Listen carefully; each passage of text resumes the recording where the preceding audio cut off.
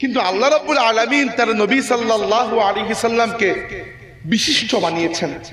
এজন্য আল্লাহ তার নবীকে দুনিয়াতে পাঠানোর যে সময় সেটিকেও আলাদা করেছেন, অন্য কিছুর সাথে মিলান নাই। পৃথিবীর ইতিহাসে, আমি চ্যালেঞ্জ করে বলছি, পৃথিবীর ইতিহাসে আপনি ইতিহাস একবার খুঁজে দেখুন, রবিউল আউয়াল মাসের 12 তারিখ সোমবার, এই সময় বা এই তারিখ বা এই দিনে বা এই মাসে আল্লাহর রাসূলের জন্মের আগে আর কোনো গুরুত্বপূর্ণ ঘটনা ঘটে নাই। আল্লাহ রাব্বুল আলামিন চেয়েছেন তার নবী পাক সাল্লাল্লাহু আলাইহি ওয়াসাল্লামের মাধ্যমে আল্লাহ এমন একটি মাস, এমন একটি দিন, এমন একটি তারিখকে আল্লাহ দুনিয়ার বুকে কিয়ামত পর্যন্ত বিখ্যাত করে দেবেন, যেগুলো আল্লাহর নবীর সাথে জুড়েই বিখ্যাত হবে, আল্লাহর নবী ওগুলোর সাথে জুড়ে বিখ্যাত হবে না। আল্লাহ রাব্বুল আলামিন যখন নাজিল করলেন আলাম নাশরাহ লাকা সাদরাক ওয়া ওয়াদানা আনকা উযরাক আল্লাযী আনকাযা যাহরাকা ওয়া রাফা'না লাকা যিকরাক, আল্লাহ ফেরেশতা জিবরাইল আসলেন। তাফসীরে তাবারির মধ্যে এই ঘটনা রয়েছে। জিবরাইল আলাইহিস সালাম এসে বললেন, ইয়া মুহাম্মদ হাল তা'লামু কাইফা রাফা আল্লাহু যিকরাক, হে আল্লাহর রাসূল আপনি কি জানেন যে আল্লাহ যে কোরআন শরীফে বলেছেন তিনি আপনার আলোচনা, আপনার শান মানকে অনেক উঁচু করেছেন, আপনি কি জানেন তিনি কিভাবে করেছেন? আল্লাহর নবী জবাব দিলেন, আল্লাহু আ'লাম, আল্লাহই ভালো জানেন তিনি কিভাবে করেছেন। তখন জিবরাইল আলাইহিস সালাম বললেন, ইয়া রাসূলুল্লাহ আল্লাহ রাব্বুল আলামিন আমাকে ওটি জানিয়ে পাঠিয়েছেন যেন আমি আপনাকে এসে বলি যে আল্লাহ যে বলেছেন ওয়া রাফা'না লাকা যিকরাক, আমি আপনার আলোচনা, হে আমার নবী আপনার আলোচনাকে সবচেয়ে উঁচু জায়গায় নিয়ে গিয়েছি। কিভাবে? আল্লাহ বলেছেন ইদা যুকিরতু যুকিরতা মাইয়া, আল্লাহ আইন করে দিয়েছেন এই পুরো সৃষ্টির মধ্যে যখনই আমি আল্লাহর জিকির করা হবে সাথে আমার হাবিব সাল্লাল্লাহু আলাইহি ওয়াসাল্লামের জিকিরটিও আমি আল্লাহর জিকিরের সাথে করা হবে। হাসান ইবনে সাবিত রাদিয়াল্লাহু আনহু বলেছেন, আগাররু আলাইহি লিন-নুবুওয়াতি খাতামুন من الله ميمون يلوح ويشهد وضم الإله اسم النبي إلى اسمه إذا قال في الخمس المؤذن واشهد। এই পুরো বিষয়টাকে ব্যাখ্যা করেছেন, ইয়া রাসূলুল্লাহ আল্লাহ রাব্বুল আলামিন আপনার নাম মুবারককে তার নামের সাথে এমন ভাবে মিশিয়ে দিয়েছেন, প্রত্যেকদিন 5 বার মুয়াজ্জিন যখন আযান দিতে দাঁড়ায় এবং বলে আশহাদু আল্লা ইলাহা ইল্লাল্লাহ, এর পরের বাক্যেই সে বলে আশহাদু আন্না মুহাম্মাদার রাসূলুল্লাহ। আসুন আমার সেই আয়াতে, যে আয়াত পড়ে আমি বক্তৃতা শুরু করেছিলাম, আল্লাহ বলেছেন ফাবিমা রাহমাতিম মিনাল্লাহি লিনতা লাহুম, আল্লাহর বড় রহমত যে আপনি হে নবী আপনি অত্যন্ত নরম স্বভাবের, আপনি যে অতি নরম স্বভাবের একজন, সেটি আল্লাহর অত্যন্ত বড় একটি রহমত। ওয়ালাউ কুনতা ফাজ্জান গালিজাল কলবি, যদি আপনি কঠিন পাষাণ হৃদয় এবং খুব কঠিন জবান আপনার থাকতো, লান ফাদ্দু মিন হাওলিক, আপনার সাহাবীরা আপনার আশেপাশেও থাকতে পারতো না। You will make the decision, আপনি সিদ্ধান্ত নেবেন, সিদ্ধান্ত বড়রাই নেবেন, কিন্তু তবুও ছোটদের সাথে একটু পরামর্শ করলে ছোটরা মনে করে যে না মাশাআল্লাহ আমাদের একটু গুরুত্ব রয়েছে, তো কি হবে এতে? এতে তাদের মনটি উৎফুল্ল থাকবে। এটি আল্লাহ রাব্বুল আলামিন তাদের আমাদের নবীকে বলেছেন।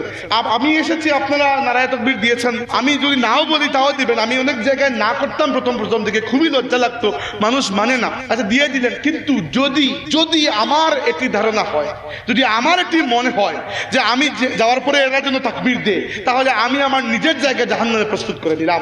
আল্লাহ নবী সাল্লাল্লাহু আলাইহি ওয়াসাল্লাম বলেছেন, যে ব্যক্তি এটি ইচ্ছা করে চায় যে সে আসলে মানুষ দাঁড়াবে তার জন্য, সে তার নিজের জায়গা জাহান্নামে ঠিক করে নিল। আল্লাহ নবীকে যখন কেউ সালাম দিতেন, আগে সালাম দেওয়া যেত না, যখন কেউ আগে সালাম দিতেন আল্লাহ নবী হেসেও জবাব দিতেন, অথবা নিজে আগে সালাম দিতেন।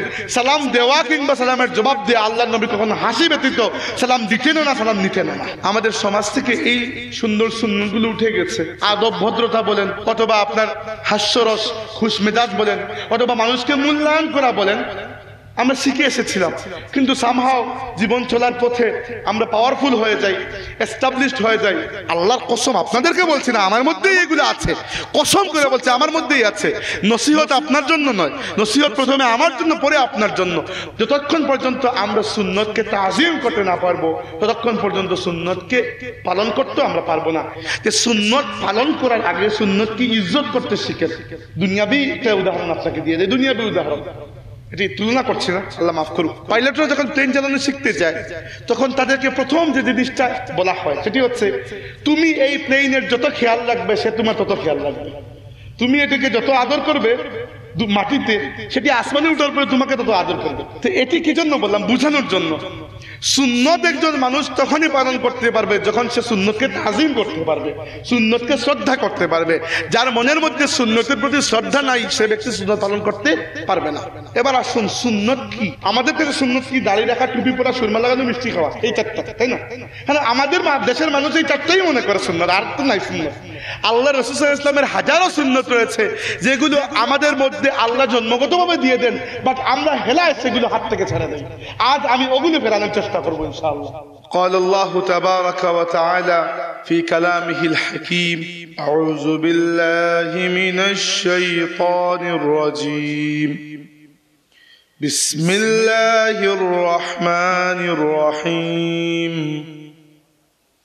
فبما رحمة من الله لنت لهم ولو كنت فظا غليظ القلب لانفضوا من حولك فاعف عنهم واستغفر لهم وشاورهم في الأمر فإذا عزمت فتوكل على الله إن الله يحب المتوكلين صدق الله مولانا العظيم দুইবার দরুদ শরীফ পড়ুন সাল্লাল্লাহু আলা সাইয়্যিদিনা ওয়া মাওলানা মুহাম্মদ ওয়া আলা আলিহি ওয়া আসহাবিহি ওয়া সাল্লাম صلى الله على سيدنا ومولانا محمد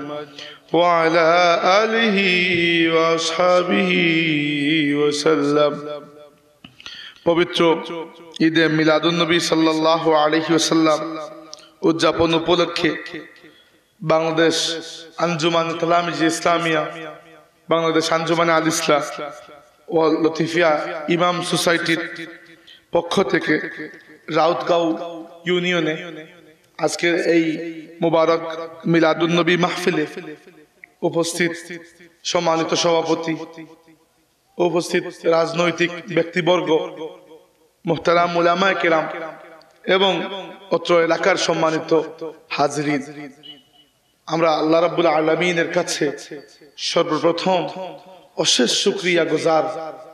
আল্লাহ আমাদেরকে তার হাবিব সাল্লাল্লাহু আলাইহি ওয়াসাল্লামের দুনিয়াতে আগমনের পবিত্র মাস মাহে রবিউল আউয়ালে মিলাদুন নবী মাহফিলে একত্রিত হওয়ার তৌফিক দান করেছেন, আলহামদুলিল্লাহ। সম্মানিত উপস্থিতি, আমরা রবিউল আউয়াল অনেকাংশেই পার করে এসেছি। আজ আরবি মাস হিসেবে বাংলাদেশের ক্যালেন্ডারে 23 রবিউল আউয়াল চলছে। সপ্তাহখানেকের মধ্যে এই মহিমান্বিত মাস আমাদের থেকে বিদায় নেবে। আমরা রবিউল আউয়ালকে কে কিভাবে পার করেছি সেটি জানি না, কিন্তু আমাদের এটি বোঝা উচিত যে মাহফিলে মিলাদুন নবী আসলে কোনো একদিন কোনো কিছু করার নামই নয়, বরং মাহফিলে মিলাদুন নবী তো চলমান একটি বিষয়। তবুও রবিউল আউয়াল মাসে বিশেষ করে আমাদের কিছু প্রচেষ্টা, এবং এই প্রচেষ্টাগুলো আমরা পেয়েছি আমাদের রাহবার আল্লামা ফুলতুলি সাহেব কিবলা রাহমাতুল্লাহি আলাইহির কাছ থেকে। এমনকি ইতিপূর্বেও ফুলতুলি সাহেব কিবলা তো দুনিয়াতে এসেছেন 1913 ইংরেজিতে। এর পূর্বেও উম্মতের পুরো ইতিহাসে রবিউল আউয়াল মাসের একটি আলাদা গুরুত্ব মুমিনের কাছে সব সময় ছিল। আমি আপনাদের সামনে রবিউল আউয়াল মাসের মিলাদুন নবীর বা অন্যান্য এই বিষয় সংক্রান্ত কিছু ইতিহাস আলোচনা করব, যেন আপনারা বুঝতে পারেন যে এই বিষয়টা আসলে কি, কোন জায়গা থেকে এসেছে। এগুলো থাকবে আমার বক্তব্যের প্রথম অংশ। দ্বিতীয় অংশে আমরা এই রবিউল আউয়ালকে কাজে লাগিয়ে আল্লাহর নবী সাল্লাল্লাহু আলাইহি ওয়াসাল্লামের কয়েকটি সুন্নাত আমাদের জীবনে পালন করার জন্য আমরা সেগুলো আলোচনা করব। এটি হবে আমার বক্তব্যের শেষ অংশ। আর তার পূর্বে আরেকটি কথা, আপনাদের মাহফিলের মোহতারাম প্রধান অতিথি যিনি ছিলেন আল্লামা মুফতি গিয়াসউদ্দিন চৌধুরী, আমার চাচা, উনি শারীরিকভাবে খুবই অসুস্থ এবং ক্লান্ত হওয়ার কারণে আজকে মাহফিলে আসতে পারেন নাই। আর দ্বিতীয় কথা হচ্ছে, যারা মাহফিলে বক্তৃতা বিবৃতি করেন, সেটি দিনই মাহফিল হোক, রাজনৈতিক মাহফিল হোক, বক্তারা বুঝছেন টানা কয়েকটি দিন মাহফিলে বক্তব্য দেওয়ার পরে গলার উপর খুব বেশি প্রেসার যায়। আমার এই রবিউল আউয়াল মাসে মাত্র 2 দিন ছিল যে দিনগুলোতে মাহফিল ছিল না, বাকি প্রত্যেক দিনই ছিল। তো গলার উপর খুব বেশি প্রেসার যায়। তো এই সমস্ত কারণে মাঝে মধ্যে মাহফিল রেখেও মিস হয়ে যায়, আপনারা আল্লাহর ওয়াস্তে ক্ষমা করবেন। এবার আমি আসি প্রথমে রবিউল আউয়ালের বিষয়টি। রবিউল আউয়ালকে আসলে আমরা বুঝতে পারি নাই। সম্মানিত হাজিরিন, একবার চিন্তা করে দেখুন, আরবি ক্যালেন্ডারের মধ্যে মোট 12টি মাস। এমনকি আরবি কেন, দুনিয়ার সমস্ত ক্যালেন্ডারের মধ্যেই 12টি মাস। বাংলাতেও তো 12টি, বৈশাখ, জ্যৈষ্ঠ, আষাঢ়, শ্রাবণ ইত্যাদি। ইংরেজিতেও 12টি, জানুয়ারি, ফেব্রুয়ারি, মার্চ। আরবিতেও 12টি, মুহররম, সফর, রবিউল আউয়াল। এই 12টি মাসের মধ্যে আল্লাহ রাব্বুল আলামিন তার নবী সাল্লাল্লাহু আলাইহি ওয়াসাল্লামকে পাঠানোর জন্য রবিউল আউয়ালকে কেন বাছাই করেছেন? রবিউল আউয়ালকে আল্লাহ কেন বাছাই করেছেন? বিশেষ করে আমরা জানি যে আরবদের কাছে যে মাসগুলো খুব বেশি পরিচিত ছিল, খুব বেশি গুরুত্বপূর্ণ ছিল, তন্মধ্যে কিন্তু রবিউল আউয়ালের নাম নেই। আরবরা রবিউল আউয়ালকে তেমন চিনতও না, তেমন কখনো গুরুত্বও দিত না জাহেলির যুগে। তাদের কাছে ঠিক আছে, তাদের কাছে যে কয়েকটি মাস খুব বেশি গুরুত্বপূর্ণ ছিল, এর মধ্যে ধরতে পারেন আপনারা মুহররম মাস। কারণ মুহররম মাসে 10ই মুহররম আশুরা, ঠিক আছে তো, থাকুন না, টান করেন না, বসান। তাইলে মুহররম মাসের 10 তারিখ আশুরার যে দিন, এটা শুধু আমাদের উম্মতের জন্য নয়, এর আগের অনেক নবী রাসূলের যুগে এই দিনটিতে অনেক গুরুত্বপূর্ণ ঘটনা ঘটেছে। তাই সবাই এই দিনটিকে চিনে, এই মাসকে চিনে। ক্যালেন্ডারের প্রথম মাস 2 নম্বর সফর মাসকে অনেকেই চিনত আরবদের, কারণ সফর মাসকে নিয়ে আরব জাতির মধ্যে অনেক কুসংস্কার ছিল। তারপরে রজব এবং শাবান মাসকে তারা চিনত, কারণ ওই সময়টা মানুষ উমরা করতে আসতো, তাহলে আরবদের অনেক বিজনেস হতো। ওটি জাহেলি আরবের কথা বলছি আমি। জিলকাদ এবং জিলহজ মাসকে তারা চিনত, কারণ ওইগুলো হজের মাস ছিল। তো আল্লাহ রাব্বুল আলামিন কেন এইরকম কোন গুরুত্বপূর্ণ পরিচিত, যেটাকে সবাই চিনে, সেই রকম কোন মাসে তার নবীকে পাঠান নাই, বরং পাঠিয়েছেন এমন একটি মাসে যে মাসের বিশেষ কোনো নামই কেউ জানে না। রবি আল আউয়াল, রবি অর্থ হচ্ছে বসন্ত, আর আউয়াল অর্থ হচ্ছে প্রথম, প্রথম বসন্ত। মূলত আরব এলাকায় বসন্ত নামে কোনো ঋতুই নাই, বসন্ত হয় না তাদের, সারা বছরই গরম থাকে, বছরে 2-3 বার বৃষ্টি হয়। আর তাদের গরম আর শীতের হিসাব হচ্ছে সকালে গরম থাকে, রাত্রে প্রচন্ড ঠান্ডা। আমি আরবের মধ্যে, আরব পুরো ওয়ার্ল্ডের মধ্যে 2টি দেশে দীর্ঘদিন ছিলাম। মিশরে ছিলাম 6 মাস, প্রায় 6 মাস একটু কম, আরবি ডিপ্লোমার জন্য। আর সৌদি আরবে 3 বার ছিলাম হজ এবং উমরার জন্য। 2016 সালে পুরো রমজান মাস ছিলাম। আপনাকে সকালে যেখানে প্রায় 48-49 ডিগ্রি তাপমাত্রা সহ্য করতে হচ্ছে, রাতে আপনাকে 2টা জ্যাকেট গায়ে দিয়ে বের হতে হচ্ছে এই দিনের রাতে। তো আরবদের কাছে বসন্ত নামে আলাদা কোনো ঋতুই ছিল না। আমাদের দেশে নদীমাতৃক দেশ, আমরা বসন্ত বুঝি, পাখি ডাকে, ফুল ফুটে, কিন্তু আরবে না পাখি আছে না ফুল আছে, কিছুই নেই। তো আল্লাহ রাব্বুল আলামিন গুরুত্বপূর্ণ কোন মাসে তার নবীকে না পাঠিয়ে রবিউল আউয়ালকে কেন বাছাই করেছেন? এর জবাব দিয়েছেন আরব বিশ্বের আহলে সুন্নাত ওয়াল জামাতের সবচেয়ে বড় আলিমে দ্বীন যিনি ছিলেন সৈয়দ মুহাম্মদ ইবনে আলাউই রাহমাতুল্লাহি আলাইহি। ফুলতুলি সাহেব কিবলার সাথে তার খুব সম্পর্ক ছিল। তিনি 2004 সালে ইন্তেকাল করেছেন।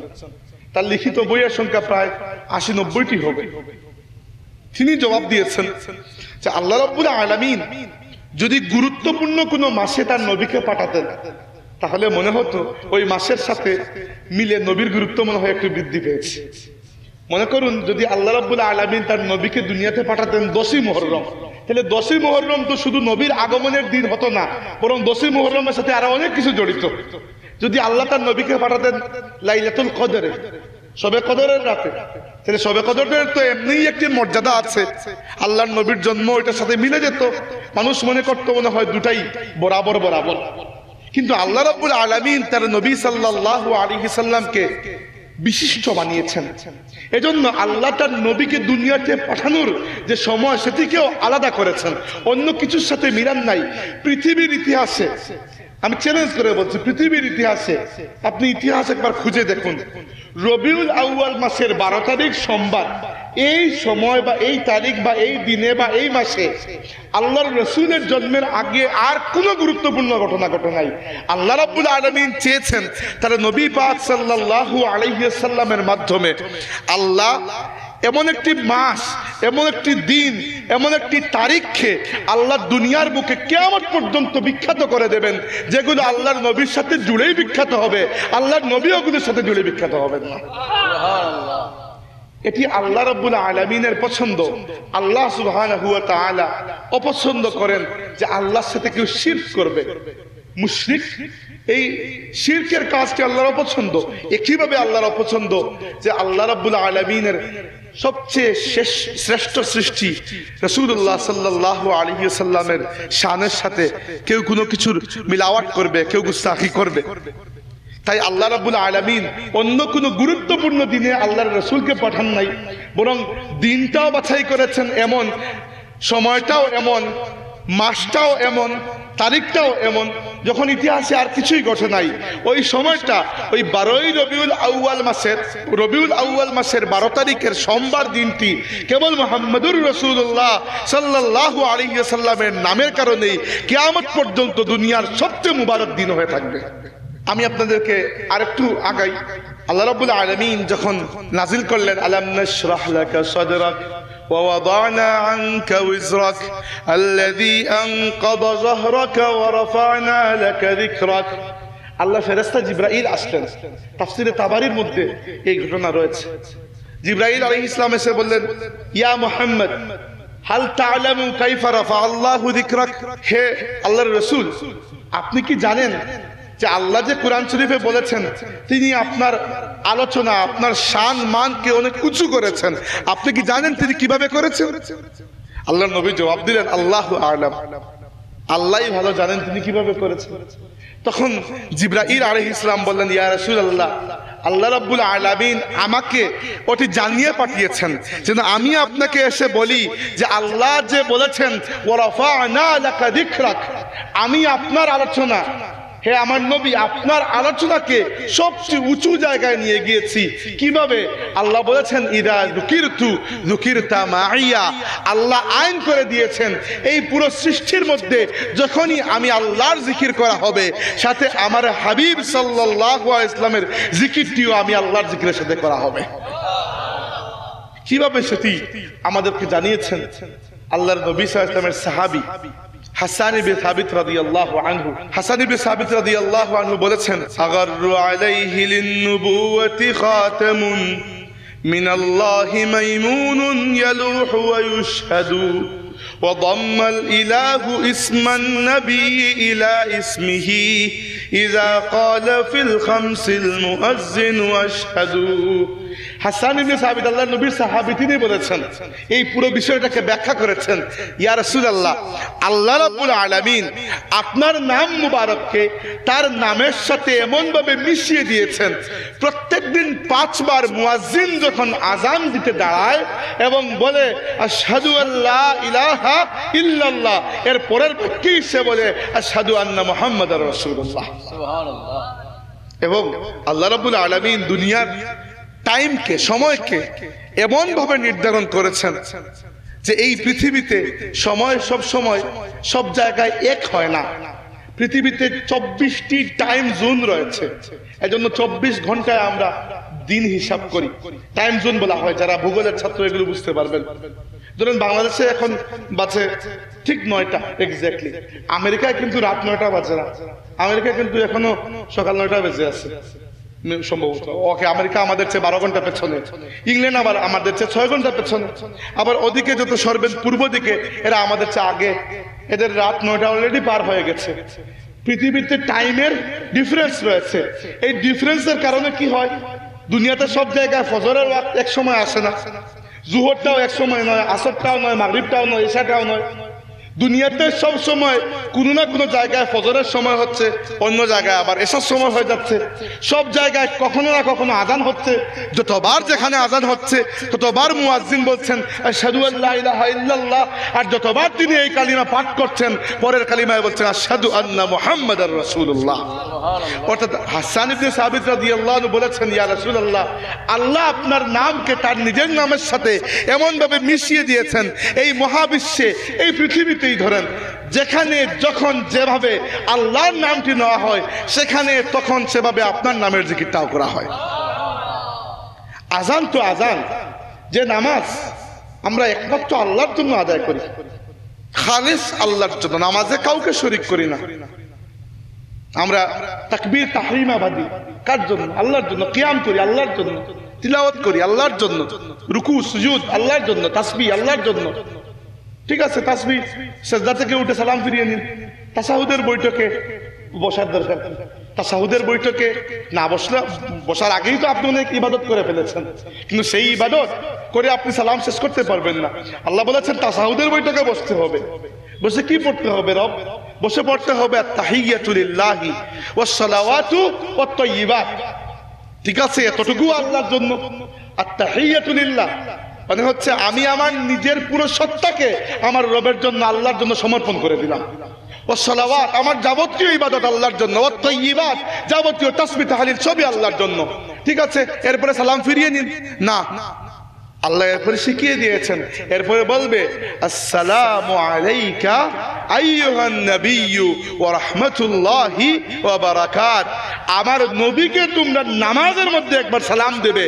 এমন ভাবে বলবে না যে হে আল্লাহ তুমি সালাম পাঠিয়ে দেন, না, পাঠাবো আমি আল্লাহ, কিন্তু তুমি নাম ধরে ডাক দিয়ে বলবে আসসালামু আলাইকা, আপনার প্রতি সালাম, আইয়ুহান নাবিয়্যু, হে নবী, ওয়া রাহমাতুল্লাহি, এবং আল্লাহর রহমত, ওয়া বারাকাতুহু, এবং আল্লাহর পক্ষ থেকে আপনার কাছে বারাকাত প্রেরিত হোক। যে নামাজটা একমাত্র আল্লাহর জন্য, সে নামাজে কেন আমি নবীর প্রতি সালাম পাঠ করব? ওই জবাবটাই হচ্ছে ওই হাসান রাদিয়াল্লাহু আনহুর কসিদা, যে আল্লাহ তার নিজের নামের সাথে আপনার নামকে এমন ভাবে মিশিয়ে নিয়েছেন যে যেখানেই আল্লাহর জিকিরটা করা হয় সেখানে আপনারটাও করা হয়। পার্থক্য হচ্ছে আল্লাহ রব, আপনি রব নন ইয়া রাসূলুল্লাহ, কিন্তু আপনি যেহেতু রব পর্যন্ত আমাদেরকে পৌঁছিয়ে দিয়েছেন, তাই আপনার হক হচ্ছে আপনি আমাদের কাছ থেকে এই মহব্বতটুকু পাবেন। ঠিক আছে, সালাম দিলাম, এরপরে সালাম ফিরিয়ে নেই না, এরপরে সালাম ফিরিয়ানোর সুযোগ নাই, দুইটা দুরূদ পড়তে হবে। আল্লাহুম্মা সাল্লি আলা মুহাম্মাদ ওয়া আলা আলি মুহাম্মাদ, আল্লাহুম্মা বারিক আলা মুহাম্মাদ ওয়া আলা আলি মুহাম্মাদ। যে নামাজটি আল্লাহর জন্য, সেই নামাজে আপনি রাসূলুল্লাহর প্রতি সালাম দিয়েছেন, সেখানেও শেষ নয়, আপনাকে আল্লাহ দুইবার আল্লাহর হাবিবের উপর দুরূদ পাঠ করিয়েছেন। আচ্ছা, আল্লাহর নবীর প্রতি শুধু কি দুরূদ না, আপনি দুরূদে কি পড়েন? আল্লাহুম্মা সাল্লি আলা মুহাম্মাদ ওয়া আলা আলি মুহাম্মাদ, হে আল্লাহ মুহাম্মাদের উপর দুরূদ এবং মুহাম্মাদের পরিবারের উপর দুরূদ। বড় আশ্চর্যজনক ঘটনা, মুহাম্মাদের পরিবারের উপর কেন দুরূদ পড়বো? মুহাম্মাদের উপর নাইলে পড়লাম সাল্লাল্লাহু আলাইহি ওয়াসাল্লাম, কিন্তু না, ওই পরিবার তোমার পরিবার নয়, ওই পরিবার যেহেতু মুহাম্মাদের পরিবার, অতএব তারা গুরুত্বপূর্ণ। যেমন এত কাহিনী কি জন্য করলাম এজন্য যে আপনারা যে লিখেছেন ঈদে মিলাদুন নবী, এই মিলাদ শব্দটা গুরুত্বপূর্ণ হয়েছে সাথে নবী শব্দটি থাকার কারণে, বুঝতে পেরেছেন? অতএব আমাদের ভাই বন্ধু, দুস্ত আহবাব এবং উলামা কেরামের মধ্যে যারা মিলাদুন নবী মাহফিলে অপছন্দ করেন বা মিলাদুন নবী করতে চান না, কোনো সমস্যা নাই, এটি নিয়ে হাঙ্গামা, সমাজে বিশৃঙ্খলা সৃষ্টি করার কোনো প্রয়োজন নাই। কিন্তু আল্লাহর বাস্তে এটি নিয়ে ফাজলামু, মস্করা, টিটকারি এবং খারাপ কোনো কথাবার্তা, কুমন্তব্য করা বা এটিকে খারাপ কোনো কিছুর সাথে তুলনা করা, এটি করবেন না। কেন করবেন না জানেন? কারণ এখানে আমার বাপের মিলাদ করা হচ্ছে না, আপনার বাপেরটাও নয়, এখানে রাসূলুল্লাহ সাল্লাল্লাহু আলাইহি ওয়াসাল্লামের মিলাদ। যেহেতু নবী শব্দটির সাথে যুক্ত হয়েছে, অতএব এটি দামি। বুঝতে পেরেছেন? এটি হচ্ছে উম্মতের উপর ওয়াজিব। আল্লাহর নবীর সাহাবীরা রাসূলুল্লাহর সাথে যুক্ত প্রত্যেকটি বিষয়, ব্যক্তি, বস্তু, এমনকি প্রত্যেকটি কনসেপ্ট, প্রত্যেকটিকে নিজের প্রাণের চেয়ে বেশি শ্রদ্ধা করতেন। সহিহ বুখারীতে হাদিস রয়েছে, আল্লাহর নবী সাল্লাল্লাহু আলাইহি ওয়াসাল্লাম তার সাহাবীদেরকে নিয়ে উমরা করতে যাচ্ছেন। রাস্তায় মক্কা শরীফ থেকে 5-6 কিলোমিটারের দূরত্বে হুদাইবিয়া নামক একটি জায়গা, সেখানে মক্কার কুরাইশরা আটকে দিয়েছে, এই বছর আপনি উমরা করতে পারবেন না, আগামী বছর আসুন। তো তারা নেগোশিয়েট করার জন্য মানুষ পাঠিয়েছে। কাকে পাঠিয়েছে? উরওয়া ইবনে মাসউদ সাকাফিকে। উরওয়া ইবনে মাসউদ সাকাফি কুরাইশদের পক্ষ থেকে এসেছেন। এসে এখানে যে দৃশ্য দেখেছেন, গিয়ে মক্কার কুরাইশদেরকে বলেছেন, হে মক্কার কুরাইশরা, প্রথমত আমি এমন একজন মানুষ, আমি দুনিয়ার বিভিন্ন সাম্রাজ্যে গিয়েছি। তখন দেশ ছিল না সেরকম অর্থে, বিশাল বিশাল সাম্রাজ্য থাকতো। তো আমি রোম সাম্রাজ্যে গিয়েছি, আমি পারস্য সাম্রাজ্যে গিয়েছি, আমি আফ্রিকায় গিয়েছি। আমি দেখেছি দুনিয়াতে রাজা বাদশাদেরকে তাদের প্রজারা কিরূপ শ্রদ্ধা করে, সম্মান করে। ওয়াল্লাহি মা রাআইতু মালিকান ইউআযযিমুহু আসহাবুহু কামা ইউআযযিমু আসহাবু মুহাম্মাদিন মুহাম্মাদা। আল্লাহর কসম করে বলছি, দুনিয়ার অন্য কোন প্রজাকে, তাদের রাজাদেরকে এরকম শ্রদ্ধা করতে দেখি নাই যেরকম মুহাম্মদের সাহাবীরা মুহাম্মদুর রাসূলুল্লাহকে শ্রদ্ধা করেন। তার জিজ্ঞেস করলো, কি এমন দেখলে? তিনি বললেন, আমি বড় আশ্চর্য হলাম। মুহাম্মদ যখন ওযু করেন সাল্লাল্লাহু আলাইহি ওয়াসাল্লাম, তার ওযুর পানিগুলো গড়িয়ে পড়ে, কাদু ইয়াকতাতিলুন, তার সাহাবীরা ওযুর পানিগুলো সংগ্রহ করার জন্য একে অন্যের সাথে লড়াই করতে শুরু করে দেন। যিনি পানি পেয়ে যান তিনি পানি শরীরে মাখেন, আর যিনি পান নাই যিনি পেয়েছেন তার সাথে নিজের শরীর ঘষে নেন। অজুর অবশিষ্ট পানি নয়, অবশিষ্ট পানি তো কোনো সমস্যা নাই, ব্যবহৃত পানি যেগুলো অলরেডি ব্যবহার হয়ে গেছে সেগুলোর জন্য, অবশিষ্ট পানির জন্য নয়। আল্লাহর নবী সাল্লাল্লাহু আলাইহি ওয়াসাল্লামের চুল এবং দাড়ি, এমনকি হাতের নখগুলাও সাহাবীরা তাবারুক হিসাবে রেখে দিতেন। এবং কি আল্লাহর রাসূল সাল্লাল্লাহু আলাইহি ওয়াসাল্লামের সাহাবী আনাস ইবনে মালিক রাদিয়াল্লাহু আনহু 10 বছর তিনি আল্লাহর রাসূলের ঘরে বিনা বেতনে খিদমত করেছেন। তার বয়স ছিল 9 বছর। তার অভ্যাস ছিল তিনি আল্লাহর রাসূলের কাছে আসতেন আর সারাদিন বাড়িতে যাওয়ার নাম নাই, খাওয়া নাই, নাওয়া নাই, কিছুই নাই। তার মা একদিন জিজ্ঞেস করলেন তাকে, এতক্ষণ কই থাকো? তিনি বললেন, আমি আল্লাহর নবীর কাছ থেকে আসতে ইচ্ছা করে না। তার মা উম্মে সুলাইম রাদিয়াল্লাহু আনহা হাঁটা ধরলেন, ধরে বললেন, ঠিক আছে, নবীর কাছে যদি থাকতে তোমার এতই মন চায়, আমি তোমাকে নবীর ঘরে দিয়ে দিচ্ছি। এনে বললেন, ইয়া রাসূলুল্লাহ, আপনার ছোট্ট খাদিম আনাস আজ থেকে আপনার কাছে। আল্লাহর নবী রেখে দিলেন। আনাস রাদিয়াল্লাহু আনহু বলেছেন, 10টি বছর আমি আল্লাহর নবীর কাছে ছিলাম। আমার উপর হাত উঠানো বা অন্য কিছু তো দূরের কথা, আল্লাহর রাসূল সাল্লাল্লাহু আলাইহি ওয়াসাল্লাম আমাকে একবার ধমকও দেন নাই। মাঝে মধ্যে এমন হয়েছে আমাকে বাজারে পাঠিয়েছেন তরকারি আনার জন্য, আমি গিয়ে খেলতে শুরু করেছি, বাচ্চা মানুষ তো।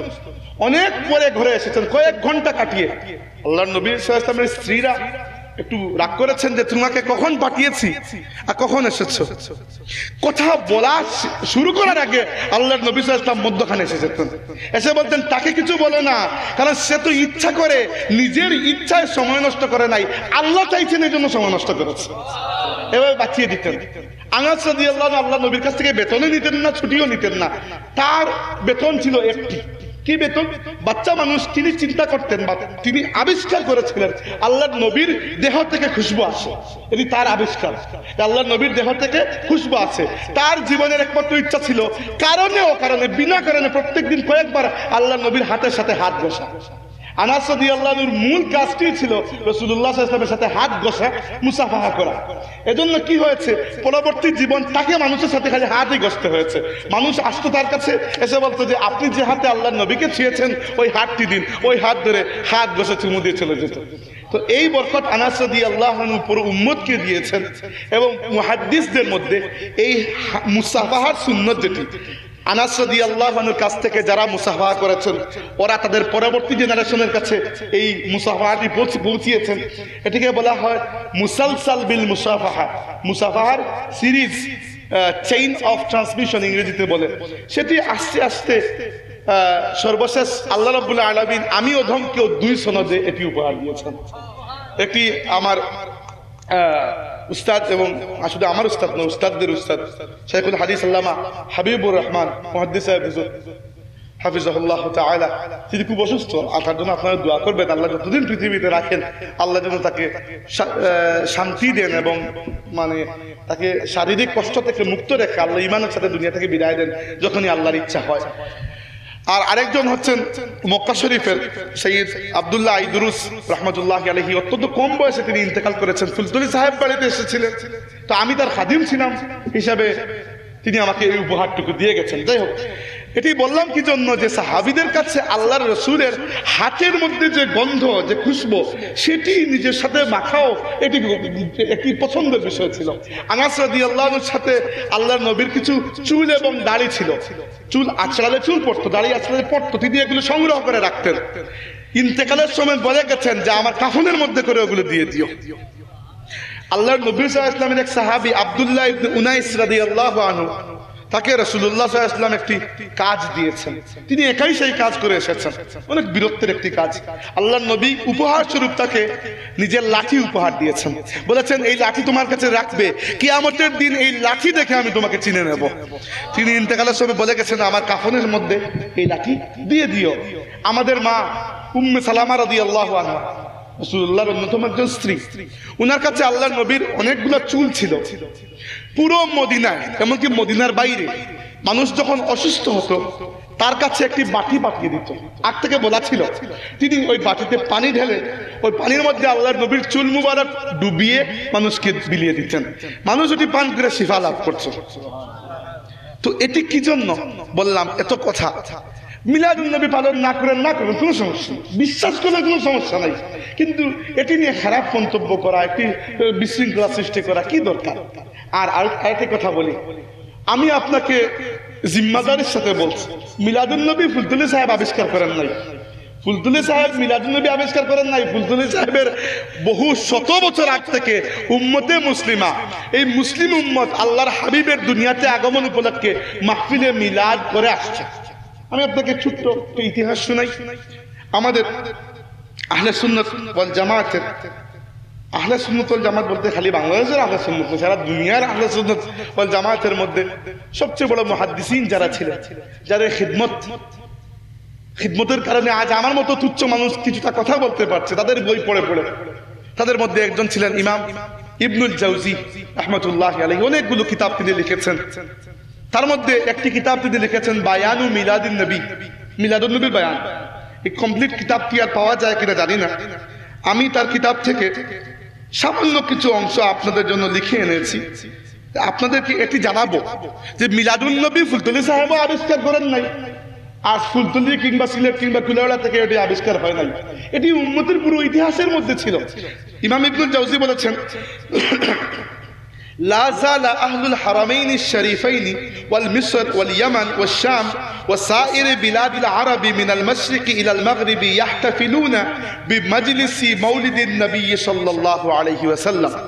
তিনি বলেছেন আরব বিশ্বে মক্কা শরীফ এবং মদিনা শরীফ দুই হারাম সহ আরব বিশ্বের মধ্যে পুরো সিরিয়া, শাম, শাম বলতে খালি সিরিয়া নয়, শাম বলতে Syria, Jordan, Lebanon, Israel, Palestine, পুরো এলাকাকে শাম বলা হয়। দক্ষিণ দিকে ইয়ামেন পর্যন্ত, এরপরে আফ্রিকা যেখান থেকে শুরু হয়েছে মিশর, ইন শর্ট আরব বিশ্বের মাশরিক অর্থাৎ পূর্ব দিক থেকে মাগরিব অর্থাৎ পশ্চিম দিক পর্যন্ত ইয়াহতাফিলুনা বিমাজলিসি মাউলিদিন নবী সাল্লাল্লাহু আলাইহি ওয়াসাল্লাম, প্রত্যেকটি জায়গায় মিলাদুন নবীর মজলিস কায়েম করা হতো। কখন? তিনি যখন লিখছেন তিনি আজ থেকে 800 বছর আগের মানুষ। বুঝতে পেরেছেন মিলাদুন নবীর ইতিহাস? আসুন এরপরে বলেছেন ওয়া ইউফাররিহুনা বিকুদুমি হিলালি শাহরি রবিউল আউয়াল, রবিউল আউয়াল মাসের চাঁদ দেখা মাত্র মুসলমানদের মনে একটি খুশির লহর দৌড়ে যেত। এটি আজ থেকে শুরু হয় নাই, এটি ইবনুল জাওজি বলছেন। এরপরে বলেছেন ওয়া ইয়াহতামুনা ইহতিমামান বালিগান, অত্যন্ত গুরুত্বের সাথে পালন করা হতো আলা সিমাই ওয়াল কিরাআতি লিমাউলিদিন নবী, সিমা এবং কিরাআতের মাধ্যমে। সিমা বলতে হচ্ছে গজল, ওই নাতে রাসূল গান না আপনাদেরকে সেমা বলা হয়। আর কিরাআতে মাউলিদিন নবী অর্থ হচ্ছে মিলাদ শরীফ পাঠ করা। আমরা যে মিলাদ শরীফ পাঠ করি সেটাকে কিরাআতু মাউলিদিন নবী বলা হয় আরবিতে। অর্থাৎ গজল, কসিদা, নাতে রাসূল এবং মিলাদ শরীফ পাঠ করার মাধ্যমে পুরো আরব বিশ্বে মাহফিলে মিলাদুন নবী পালন করা হতো। এটি মুসলিম বিশ্বের ইতিহাস, আজকালকার নয়, 800-850 বছর আগে। তাইলে আচ্ছা 800 বছর নাই হোক, 700 বছর তো হবেই। আমার এক্স্যাক্টলি মনে পড়ছে না তিনি তার জন্ম বা মৃত্যু কোন সালে, কিন্তু যেটি বলতে চাইছিলাম এই পুরো উম্মতের ঐক্যমত যে রবিউল আউয়াল মাসে আল্লাহর হাবিবের জন্ম হয়েছে এবং রবিউল আউয়াল মাসে কোনো না কোনো মাধ্যমে পুরো উম্মত আল্লাহর নবীর আগমনের শুকরিয়া আদায় করেন। আমরা মনে করি খালি আমাদের তালামিজ এবং আলিসলারাই করেন, না, সবাই করে ভাই, সবাই করে। ওই খালি নামটা পরিবর্তন হয় আর কি। আমাদের সমস্যা কি জানেন, আমরা আসলে ওই কার গায়ে কোন কালারের পাঞ্জাবি আর গায়ে কোন কালারের পায়জামা ওটা নিয়েই ব্যস্ত, ভেতরে কি মাল আছে না আছে ওটা আমরা খেয়াল করি না। তো আমাদের আসলে উদ্দেশ্য থাকে কি, ওই যে মাহফিলের নাম কি, ভেতরে কি আছে না আছে ওইটা আমরা নর্মালি খেয়াল করি না। আল্লাহর নবীর আগমন উপলক্ষে কোনো না কোনো ভাবে সেটিকে স্মরণ করে দুনিয়ার প্রত্যেক মুসলমান, সব মুসলিম দল, কেউ মিলাদুন নবী নামে, কেউ সিরাতুন নবী নামে, কেউ মুহাম্মদুর রাসূলুল্লাহ কনফারেন্স নামে, কেউ ওয়াজ মাহফিল নামে, কেউ হালাকা নামে, বিভিন্ন নামের পার্থক্য হয়, কিন্তু আল্লাহর হাবিবের জন্য কোন মুসলমান বাকি থাকে যে খুশি হয় না? প্রত্যেক মুসলমান খুশি হয়। আমি আপনাকে ছোট্ট একটি উদাহরণ দেই। আমাদের দেশে ওয়াজ মাহফিল হয় না? প্রচুর ওয়াজ মাহফিল হয়। আরব বিশ্বে ওয়াজ মাহফিল হয় না। কেন হয় না? কারণ আমাদের দেশগুলোতে যেহেতু আমাদের মাতৃভাষা আরবি নয়, তাই কুরআন শরীফ আপনি সরাসরি পড়ে বুঝতেও পারবেন না আর পড়তেও তো পারবেন না। তাই আমাদের আলিম উলামা যারা আছেন তাদের পক্ষ থেকে সাধারণ মানুষের কাছে কোরআনের দাওয়াত পৌঁছে দেওয়ার জন্য আমরা ওয়াজ মাহফিলগুলো করি। এই জন্য প্রচুর ওয়াজ মাহফিল হয়। আরব বিশ্বে হয় না। কেন হয় না? তাদের মাতৃভাষাই আরবি। তো ওইখানে ওয়াজের পরিবর্তে কি হয়? ওয়াজের পরিবর্তে তাদের মসজিদগুলো অনেক বড় বড় থাকে এবং মাল্টিপারপাস মসজিদ। আমাদের মসজিদ কি হয়, বড় দুঃখজনক বিষয়, বিশেষ করে আমার জন্য। কিরকম? আমাদের মসজিদগুলো ওই আজানের সময় খুলেন আর নামাজ পড়ে একটা স্কুলে বন্ধ করে দেন। একটা মুসাফির, আমি বিভিন্ন জায়গায় যাচ্ছি, একটা জায়গায় একটা মসজিদে যে 2 রাকাত নামাজ পড়বেন, নামাজও তো আপনার রয়ে গেছে, বা একটা জায়গায় আপনি প্রস্রাব করতে নামবেন, সমস্ত মসজিদটা তালা দেয়া। মসজিদের তো তালা দেওয়ার দরকার কি? অন্তত বাইরের জায়গাটা খুলে রাখেন, আল্লাহর ঘর, এত তালা দেওয়ার দরকার কি? কিন্তু আরব বিশ্বের মসজিদগুলোর সাথে মসজিদ থাকে, সাথে লাইব্রেরি থাকে, অনেক সময় মিউজিয়াম থাকে, অনেক সময় আবার শিক্ষা কেন্দ্র থাকে, মাল্টিপারপাস। তো ওই মসজিদগুলোতে নামাজের আগে অথবা পরে খতিব তিনি কোনো না কোনো কিতাব নিয়ে আলোচনা করেন, তারা বলে হালাকা। তাহলে ওয়াজ এবং হালাকার মধ্যে পার্থক্য কি? কোনো পার্থক্য নাই, নামটাই খালি আলাদা। উনি আরবিতে বলছেন, আমি বাংলাতে বলছি। আমরা কি করি, নাম যখন পাল্টে তখন আমরা মনে করি পুরো মানুষটাই পাল্টে গেছে। আসলে তা নয়। আমার নামের সাথে আমার নাম মারজানা আহমদ চৌধুরী, এবার শুধু যদি মারজানা আহমদ বলেন তবুও আমি থাকবো। আমরা সবসময় নাম নিয়ে ঝগড়া করতে বসি। বরং আমি আপনাকে জিম্মাদারির সাথে বলছি, এই পুরো উম্মতে মুসলিমা আল্লাহর হাবিবের দুনিয়াতে আগমন উপলক্ষে কোনো না কোনো ভাবে, কোনো না কোনো হালাল পন্থায় এই দিনটি, এই মাসটি, এই উপলক্ষটিকে স্মরণ করে, পালন করে এবং এই উপলক্ষে আল্লাহ শুকরিয়া আদায় করে। এটি মাহফিলে মিলাদুন নবী, এটি মাহফিলে মিলাদুন নবী। সাহাবীরা কি মিলাদুন নবী মাহফিল করেছেন? হ্যাঁ, এই পদ্ধতিতে করেন নাই। কেন জানেন? এই পদ্ধতিগুলো নতুন, এই পদ্ধতিগুলো নতুন। সাহাবীরা কি কোরআন শরীফ খতম করেছেন? দোয়া করেছেন। কিন্তু প্রত্যেক বছর রমজান মাসে মসজিদুল হারাম মক্কা শরীফ এবং মসজিদে নববী মদিনা শরীফে যে খতমে কুরআন হয় তারাবির নামাজে, এবং এরপরে 29 রমজান যে বিশাল একটি দোয়া হয়, আমি নিজে দোয়া শরীক হয়েছি। আমি 2016 সালে পুরো রমজান মাস ছিলাম মদিনা শরীফে, তো আমি নিজে দোয়া শরীক হয়েছি। তো আমাকে বলেন তো, আল্লাহর নবী ইসলামের একটি হাদিস, সাহাবীদের একটি হাদিস যে তারা 29 রমজান এরকম সবাই একত্রিত হয়ে খতমে কুরআনের দোয়া করেছেন, আমি একটি হাদিস পাবেন না, একটি জায়গায় পাবেন না। তাহলে ওটি কি বিদআত? মিলাদুন নবী যদি বিদআত হয়, ওটিও তো বিদআত। আল্লাহর নবী সাল্লাল্লাহু আলাইহি ওয়াসাল্লামের সাহাবা কেরাম বা রাসূলুল্লাহ সাল্লাল্লাহু আলাইহি ওয়াসাল্লাম কখনো সাহাবীদেরকে নিয়ে এরকম 29 দিনে খতম নামাজের মধ্যে শেষ করে তারপরে একটি বিশাল বড় লম্বা একটি 1 ঘন্টা 1.5 ঘন্টার দোয়া কখনোই করেন নাই। কিন্তু এটিকে আমরা বিদআত বলছি না। কেন জানেন? কারণ এই ইবাদতের মূল জিনিসটা কোরআন সুন্নাহ রয়েছে। নামাজও রয়েছে, তারাবি, কুরআন খতমও রয়েছে, দোয়াও রয়েছে। এখানে তারা যাতে করছে সেটা হচ্ছে পদ্ধতির একটু পরিবর্তন, অর্থাৎ 29 রমজানে একটা ফিক্সড দিনে তারা করে। আমাদেরকে মানুষজন বলেন যে মিলাদুন্নবী বিদআত। কেন বিদআত? কয়েকটা কারণে। তারা বলেন যে মিলাদুন্নবী আল্লাহ নবীর সাহাবীরা করেন নাই, রাসূলুল্লাহ করেন নাই, ইত্যাদি ইত্যাদি। আর 2 নম্বর হচ্ছে আমরা কেন একটি দিনকে নির্ধারণ করি? তাইলে ওইখানে যেরকম 29 রমজানকে নির্ধারণ করা হয় এটা জায়েজ, এটা জায়েজ হলে তো ওটাও জায়েজ। আমরা কোনোটাকেই বিদআত বলি না, নাউজুবিল্লাহ। আমি কাবা শরীফের দোয়াকে বিদআত বলছি না, আমার তো স্পর্ধা নেই। আমি বলছি সেটি যে আপনি যদি বিদআত এরকম ভাবে করতে শুরু করেন, ডিটেক্ট করতে শুরু করেন, আপনার অর্ধেক কাজ শেষ হয়ে যাবে হাত থেকে। সাহাবীদের যুগ ছিল আলাদা, ওই যুগের চাহিদা একটু আলাদা। আমার সাহাবীদের যুগে, আল্লাহর নবীর যুগে এত বড় বড় ওয়াজ মাহফিল হতো, কিংবা সামিয়ানা টাঙ্গিয়ে এরকম দিন তারিখ নির্ধারণ করে মাইকিং করে, মাইক তো ছিলই না, ওয়াজ মাহফিল হতো না। কেন? প্রয়োজন ছিল না। আমাদের এখন প্রয়োজন আছে, এজন্য হচ্ছে। আমরা যদি বলছিলাম সাহাবায়ে কেরাম কি এরকম কিছু করেছেন? না, এরকম কিছু করেন নাই। না মিলাদুন্নবী মাহফিল, না ওয়াজ মাহফিল, কিছুই না। ওই সময়ের পদ্ধতি এটি ছিল না, কিন্তু আল্লাহর নবীর সাহাবীরা করেছেন। আল্লাহর নবীর সাহাবীরা করেছেন। কি করেছেন? আবু সাঈদ খুদরি রাদিয়াল্লাহু আনহু থেকে বর্ণিত, তিনি বলছেন একবার সাহাবীরা মসজিদের মধ্যে বসেছিলেন, আল্লাহর নবী ছিলেন না। কতক্ষণ পরে রাসূলুল্লাহ সাল্লাল্লাহু আলাইহি ওয়াসাল্লাম হুজরা মুবারক থেকে বেরিয়ে আসলেন, এসে দেখেন সাহাবীরা বসে আছে। আল্লাহ নবী জিজ্ঞেস করলেন, মা আজলাসাকুম, তোমরা কেন বসেছো? তারা বললেন, জালাসনা নাযকুরুল্লাহ ওয়া নাহমাদুহু আলা মা হাদানা লিদীনিহি ওয়া মান্না আলাইনা বিকা। ইয়া রাসূলুল্লাহ, আমরা বসে বসে আল্লাহকে স্মরণ করছি। আল্লাহ ইসলামের মাধ্যমে আমাদেরকে হেদায়েত দিয়েছেন এবং আপনাকে পাঠিয়ে আপনার মাধ্যমে আমাদের প্রতি যে মহান করুণা করেছেন, এজন্য আমরা আল্লাহর শুকরিয়া আদায় করছি। আল্লাহ নবী ইসলাম জিজ্ঞেস করলেন, আমি তোমাদেরকে আবার জিজ্ঞেস করছি, আল্লাহর কসম করে বলো তোমরা কি জন্য বসেছো? সাহাবীরা তো একবার ভয় পেয়ে গেলেন যে আল্লাহর নবীকে আমাদের কথা বিশ্বাস করলেন না, আমরা তো কখনো মিথ্যা কথা বলি না। তারা বলে, ইয়া রাসূলুল্লাহ, কসম করে বলছি, আর কোনো উদ্দেশ্য না, এজন্যই বসেছি। আল্লাহর নবী সাল্লাল্লাহু আলাইহি ওয়াসাল্লাম বললেন, তোমরা মনে করো না যে তোমাদেরকে আমি মিথ্যাবাদী মনে করে কসম নিয়েছি, না, কারণ এটি নয়। কারণ হচ্ছে তোমরা যখন এখানে বসে আছো, আল্লাহ রাব্বুল আলামিন আমার কাছে ফেরেশতা জিবরাইল আলাইহিস সালামকে পাঠিয়েছেন। জিবরাইল এসে বলেছেন, ইন্নাল্লাহা ইউবাহি বিকুমুল মালাইকা, তোমাদের এই বসা, কথা বলা, এই মাহফিল আলোচনাকে আল্লাহ রাব্বুল আলামিন এত পছন্দ করেছেন যে আল্লাহ তার ফেরেশতাদের মাজলিসে তোমাদেরকে নিয়ে গর্ববোধ করছেন। তো সাহাবীরা তো বসেছে কি জন্য? আল্লাহর নবীর মাধ্যমে আল্লাহ যে তাদের উপর নিয়ামত দিয়েছেন, সেজন্য শুকরিয়া আদায় করতে বসেছেন। আমরা কি জন্য বসেছি? আমরাও একই কারণে বসেছি। আমরা বসেছি এজন্য যে হে আল্লাহ, তুমি এই মাসে তোমার হাবিবকে পাঠিয়ে আমাদেরকে জাহান্নামের কিনারা থেকে তুলে জান্নাতের দরজা পর্যন্ত পৌঁছিয়ে দিয়েছো মাবুদ। এজন্য আমরা মুসলমানরা, তোমার নবীর উম্মতটা তোমার শুকরিয়া আদায়ের জন্য বসেছে। এটি মাহফিলে মিলাদুন্নবী। মিলাদুন্নবীতে আসার সময় এই নিয়তটুকু পরিষ্কার করে আসা ওয়াজিব। সহিহ বুখারী শরীফের প্রথম হাদিস সবাই পড়েছে, সবার মুখস্থ, ইন্নামাল আমালু বিন্নিয়াত ওয়া ইন্নামা লিকুল্লি ইমরিইম মা নাওয়া। প্রত্যেকটি কাজ নিয়তের উপর নির্ভরশীল এবং প্রত্যেকটি কাজের প্রতিদান পাবেন আপনি নিয়ত অনুসারে।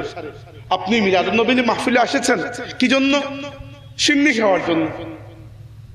তো ঠিক আছে, হারাম নয়, সিন্নি খাওয়া কোনো হারাম কাজ না, ভালো কাজ। সিন্নি খাইলেন, পেটটা ভরলে চলে গেল। আপনি এসেছেন যে আমি এই মাহফিলে যাচ্ছি কারণ এই মাহফিল মুনাক্কিদ করা হয়েছে আমার নবীর আগমনের জন্য, আল্লাহর শুকরিয়া আদায়ের মাহফিল এটি মাহফিলে মিলাদুন্নবী। তাইলে যখন এসেছেন কিছু না কিছু সিন্নি তো খেয়েই যাবেন। কিন্তু এবার আপনার আমলনামায় আপনার নিয়তটি সিন্নির নিয়ত হচ্ছে না, আল্লাহর শুকরিয়া আদায়ের নিয়ত হয়ে যাচ্ছে। তাইলে সিন্নিতে পেট ভরবে আর ওই নিয়তের কারণে আপনার আমলনামাটাও ভরে যাবে। আমরা সবাই প্রত্যেকদিন দাঁত পরিষ্কার করি, তাই না? খাই যখন দাঁত তো পরিষ্কার করা লাগবে। তো দাঁত পরিষ্কার করার সময় আপনার নিয়ত কি যে দাঁতটা পরিষ্কার হবে? ঠিক আছে, দাঁত পরিষ্কার হয়ে গেল, মাশাআল্লাহ। কিন্তু যার নিয়ত হচ্ছে এরকম যে আমার নবী সাল্লাল্লাহু আলাইহি ওয়াসাল্লামের পছন্দ ছিল দাঁত পরিষ্কার করা, তার সুন্নত দাঁত পরিষ্কার করা, তিনি প্রত্যেকদিন কয়েকবার করতেন, এজন্য আমি করছি, তখন দাঁত তো পরিষ্কার হবে, সাথে সুন্নতের উপর আমল করার সওয়াবটিও হয়ে যাবে। আপনি মসজিদে ঢুকছেন ডান পা দিয়ে, বের হচ্ছেন বাম পা দিয়ে, আবার বাথরুমে ঢুকছেন বাম পা দিয়ে, বের হচ্ছেন ডান পা দিয়ে। কি জন্য? আল্লাহর কি গরজ আপনি যে পা দিয়ে ঢুকেন? আসলে বিষয়টা এরকম নয়। আসলে বিষয়টা হচ্ছে আল্লাহ চান আপনি পদে পদে তার নবীর অনুসরণ করুন, আপনার নিয়ত থাকবে এটি। এজন্য আমাদের আলিমরা বলেছেন যে ইত্তেবাউস সুন্নাতের আগে তাজিমুস সুন্নাতটা জরুরি। আল্লাহর নবীর সুন্নতকে পালন করার আগে সুন্নতের প্রতি তাজিম, সুন্নতের শ্রদ্ধাটি মনের মধ্যে নিয়ে আসা সবচেয়ে জরুরি। যখনই আপনি ওই বাথরুমে যাওয়ার সময় বাম পাটি আগে দিচ্ছেন, আপনার এটি মনে করা উচিত যে আমার নবী সাল্লাল্লাহু আলাইহি ওয়াসাল্লাম বাম পা আগে দিতেন, খালাস আমিও দেব, আর কোনো যুক্তি নাই এখানে। তাহলেই আপনার তাজিমের সুন্নাতটা আদায় হয়ে যাবে, নিয়তটাও পরিষ্কার হয়ে যাবে। তাইলে কথার কনক্লুশন কি? যে মাহফিলে মিলাদুন নবী হচ্ছে মূলত একটি শুকরিয়া মাহফিল। কার শুকরিয়া? আল্লাহর শুকরিয়া। কি জন্য? যে আল্লাহ তার নবীকে পাঠিয়ে আমাদের প্রতি বড় নিয়ামত দিয়েছেন। আল্লাহ রাব্বুল আলামিন কুরআন শরীফে বলেছেন, লাকাদ মান্নাল্লাহু আলাল মুমিনিনা ইয বাআসা ফীহিম রাসূলাম মিনহুম মিন আনফুসিহিম। আল্লাহ মুমিনদের প্রতি বড় করুণা করেছেন যখন তিনি তাদের কাছে রাসূল পাঠিয়েছেন। আমাদের বাকি যাবতীয় নিয়ামত যা কিছু আমরা আল্লাহর কাছ থেকে পেয়েছি, সব নিয়ামতের মূল নিয়ামত আমাদের নবী সাল্লাল্লাহু আলাইহি ওয়াসাল্লাম। সব নিয়ামত। এমনকি আপনি ধরেন আমাদের আগের যুগের উম্মত যারা বনি ইসরাইল ধরেন, বা এর আগে অন্যান্য নবীর রাসূলের উম্মত, এদের তো হায়াত অনেক লম্বা লম্বা ছিল, তাই না? কেউ 200-300 বছর মানুষ আগে বাঁচত, আমরা বাঁচি কম। বাংলাদেশের মানুষের এভারেজ কত, লাইফ স্প্যান কত? 62-65, ওকে ম্যাক্সিমাম 65 হবে, এর বেশি কতই হবে। তারপরে যে পরিমাণ ফরমালিন যুক্ত খাবার আমরা খাচ্ছি, আমার মনে হয় না আমি 50 পার হতে পারবো, সত্যি কথা বলছি। তো জীবনের স্প্যান যখন কম, তাহলে ইবাদতও কম করছি, কারণ এই জীবনের মধ্যে লেখাপড়া, বিয়ে শাদী, জব, চাকরি বাকরি, কত ঝামেলা, তাই না? তাহলে দেখা যাবে কিয়ামতের দিন আপনার আমলনামা এতটুকু, আর অন্য কোনো নবীর উম্মতের আমলনামা এতটুকু, কারণ সে হায়াত লম্বা পেয়েছে মাশাআল্লাহ। তাইলে এর কম্পেনসেশন কিভাবে হবে? কম্পেনসেশন হবে, আল্লাহ রাব্বুল আলামিন বলে দিয়েছেন, ইন্না আনজালনাহু ফি লাইলাতিল কদর ওয়া মা আদরাকা মা লাইলাতুল কদর লাইলাতুল কদরি খায়রুম মিন আলফি শাহর। তোমাদেরকে লাইলাতুল কদর দেয়া হয়েছে যেটি, সেই লাইলাতুল কদর এই 1 রাত 1000 মাসের চাইতে উত্তম। 1000 মাস 83 বছর 4 মাস হয় অ্যাপ্রক্সিমেটলি। তাইলে আপনার জীবনে যদি আপনি 30টা লাইলাতুল কদর পান, কমসে কম বললাম 30টা, তাইলে ওই 30কে 83 বছর 4 মাসের সাথে গুণন করে দেখেন, মাশাআল্লাহ 1000 বছর এমনিতেই পেরিয়ে যাবে আলহামদুলিল্লাহ। আল্লাহ রাব্বুল আলামিন ওইদিকে হায়াত কম রেখেছেন, কিন্তু হায়াতের মধ্যে বারাকাত বেশি দিয়েছেন। এবার লাইলাতুল কদর কি জন্য গুরুত্বপূর্ণ? কুরআন শরীফের জন্য। আল্লাহ বলেছেন, ইন্না আনজালনাহু ফি লাইলাতুল কদর, এই কুরআনকে আমি নাযিল করেছি কদরের রাতে। কুরআন কার উপর নাযিল হয়েছে? আপনি কুরআন কার মাধ্যমে পেয়েছেন? জিবরাইলকে সরাসরি আপনার কাছে নিয়ে এসেছেন। এমনকি কুরআন যে কুরআন, সেটি আপনি বুঝলেন কিভাবে? এই একজনের কথার উপর। তাইলে আপনি যদি শেকড় পর্যন্ত যান, তাহলে এই মহা নিয়ামতের মূল নিয়ামত হচ্ছেন আমাদের নবী পাক সাল্লাল্লাহু আলাইহি ওয়াসাল্লাম। আসেন আরেকটা উদাহরণ। আগের যুগের শরীয়তে আল্লাহ রাব্বুল আলামিনের ভিন্ন ভিন্ন আইন ছিল, যে আইনগুলো সময় সময় আল্লাহ পরিবর্তন করেছেন, অর্থাৎ বিভিন্ন শরীয়তে। তো কোন কোন নবীর উম্মতের জন্য এরকম ছিল যে মৃত্যুর ঠিক আগে তাওবা করলে সেটি গ্রহণযোগ্য নয়, মৃত্যুর 40 দিন আগে পর্যন্ত তাওবা গ্রহণযোগ্য, এরপরে আর গ্রহণযোগ্য না। তাইলে কি জানে কোন 40 দিন পরে কার ডাক আসবে? বলেন, 40 দিনের হিসাব করতে পারবেন না। কিন্তু আমাদের নবী সাল্লাল্লাহু আলাইহি ওয়াসাল্লামের উম্মতের জন্য আল্লাহ নিয়ম করে দিয়েছেন, যে রূহ যখন শরীর থেকে বিদায় নিচ্ছে, মৃত্যুর আলামত স্পষ্ট হয়েছে, গলা দিয়ে গড়গড় গড়গড় শব্দ বের হচ্ছে, তখন যদি বান্দা বলে আল্লাহ আমাকে মাফ করে দাও, আল্লাহ তখনও মাফ করে দেবে বান্দাকে, তাওবা তখনও কবুল পাবে। কার জন্য? রাসূলুল্লাহ সাল্লাল্লাহু আলাইহি ওয়াসাল্লামের ওসিলায়। নইলে এই উম্মত আর আগের উম্মতের মধ্যে আল্লাহ রাব্বুল আলামিন কেন পার্থক্য করবেন? আমরা যে কুনতুম খায়রা উম্মাতিন হয়েছি, কার জন্য? উম্মত তো নবীর মাধ্যমেই হয়, আপনি তো চাইলে একটি উম্মত হতে পারবেন না। তাইলে এই আসল নিয়ামত আমাদের নবী সাল্লাল্লাহু আলাইহি ওয়াসাল্লাম। রাসূলুল্লাহ সাল্লাল্লাহু আলাইহি ওয়াসাল্লাম বসে আছেন, উমর রাদিয়াল্লাহু আনহু আল্লাহর নবীর কাছে এসে বসলেন, ইয়া রাসূলুল্লাহ, আমার এক বন্ধু, সে ইহুদি, সে আমার কাছে তাওরাত কিতাব থেকে কিছু অংশ লিখে দিয়েছে। এই বলে তিনি খুব মনোযোগ দিয়ে তাওরাত পড়তে শুরু করেছেন। তো এত মনোযোগ দিয়ে পড়ছেন যে রাসূলুল্লাহ সাল্লাল্লাহু আলাইহি ওয়াসাল্লাম বিষয়টা পছন্দ করেন নাই। তাওরাত কিতাব আপনি পড়তে পারেন, সমস্যা না, তিলাওয়াতের নিয়ত ছাড়া পড়তে হবে, তিলাওয়াত করতে পারবেন না, মানে ইউনিভার্সিটিতে আমাদেরকে বেদ গীতা এগুলো পড়তে হয়েছে, বাইবেল পড়তে হয়েছে, আমরা সকলেই পড়েছি, কোনো সমস্যা নেই এগুলো পড়তে। আপনি অবশ্যই জানবেন সবকিছু, তিলাওয়াত শুধুমাত্র কোরআন শরীফ, একটু খেয়াল থাকবে। কিন্তু উমর রাদিয়াল্লাহু আনহু এত আগ্রহ নিয়ে পড়ছেন, আল্লাহ নবী ইসলাম পছন্দ করেন নাই। এবার উমর রাদিয়াল্লাহু আনহু খেয়াল করেন নাই, পাশে একজন সাহাবী ছিলেন, উনি খেয়াল করেছেন। উনি বললেন যে উমর থামো, তোমার এই আগ্রহ, এই তাওরাতের প্রতি এই আগ্রহ দেখে আল্লাহ রাসূল সাল্লাল্লাহু আলাইহি ওয়াসাল্লামের চেহারা মুবারকের রং পরিবর্তন হয়ে গেছে। আল্লাহর নবী কষ্ট পেয়েছেন। উমর রাদিয়াল্লাহু আনহু তাকিয়ে দেখেন আল্লাহ রাসূল সাল্লাল্লাহু আলাইহি ওয়াসাল্লামের চেহারা মুবারক লাল।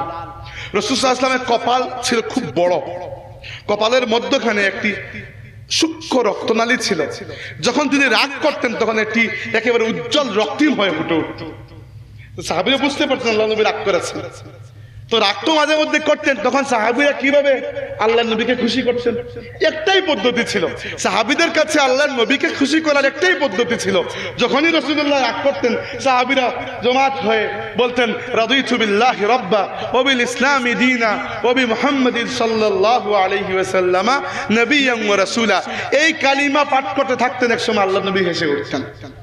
এবং রাসূলুল্লাহ সাল্লাল্লাহু আলাইহি ওয়াসাল্লাম বলেছেন, যে ব্যক্তি প্রত্যেক দিন সকালে 3 বার, সকালে 3 বার, রাতে 3 বার এই কালিমা পাঠ করবে, সে যদি ওই দিন মারা যায়, ওই 24 ঘন্টার মধ্যে আল্লাহ তাকে সম্পূর্ণ নিষ্পাপ অবস্থায় দুনিয়া থেকে বিদায় দেবেন।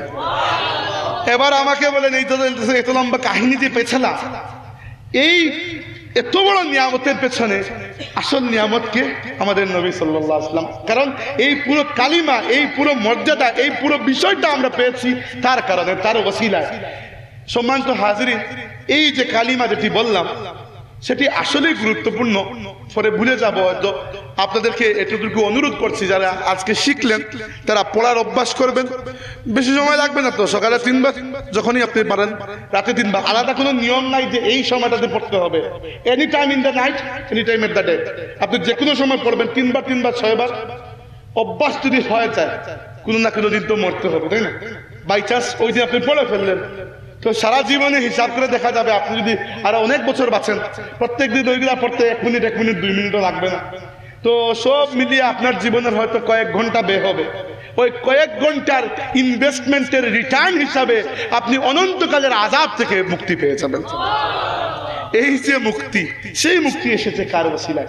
আমি আপনাকে মূল পিকচারে বারবার ফেরাতে চাচ্ছি, আমার মূল উদ্দেশ্যই হচ্ছে এটি।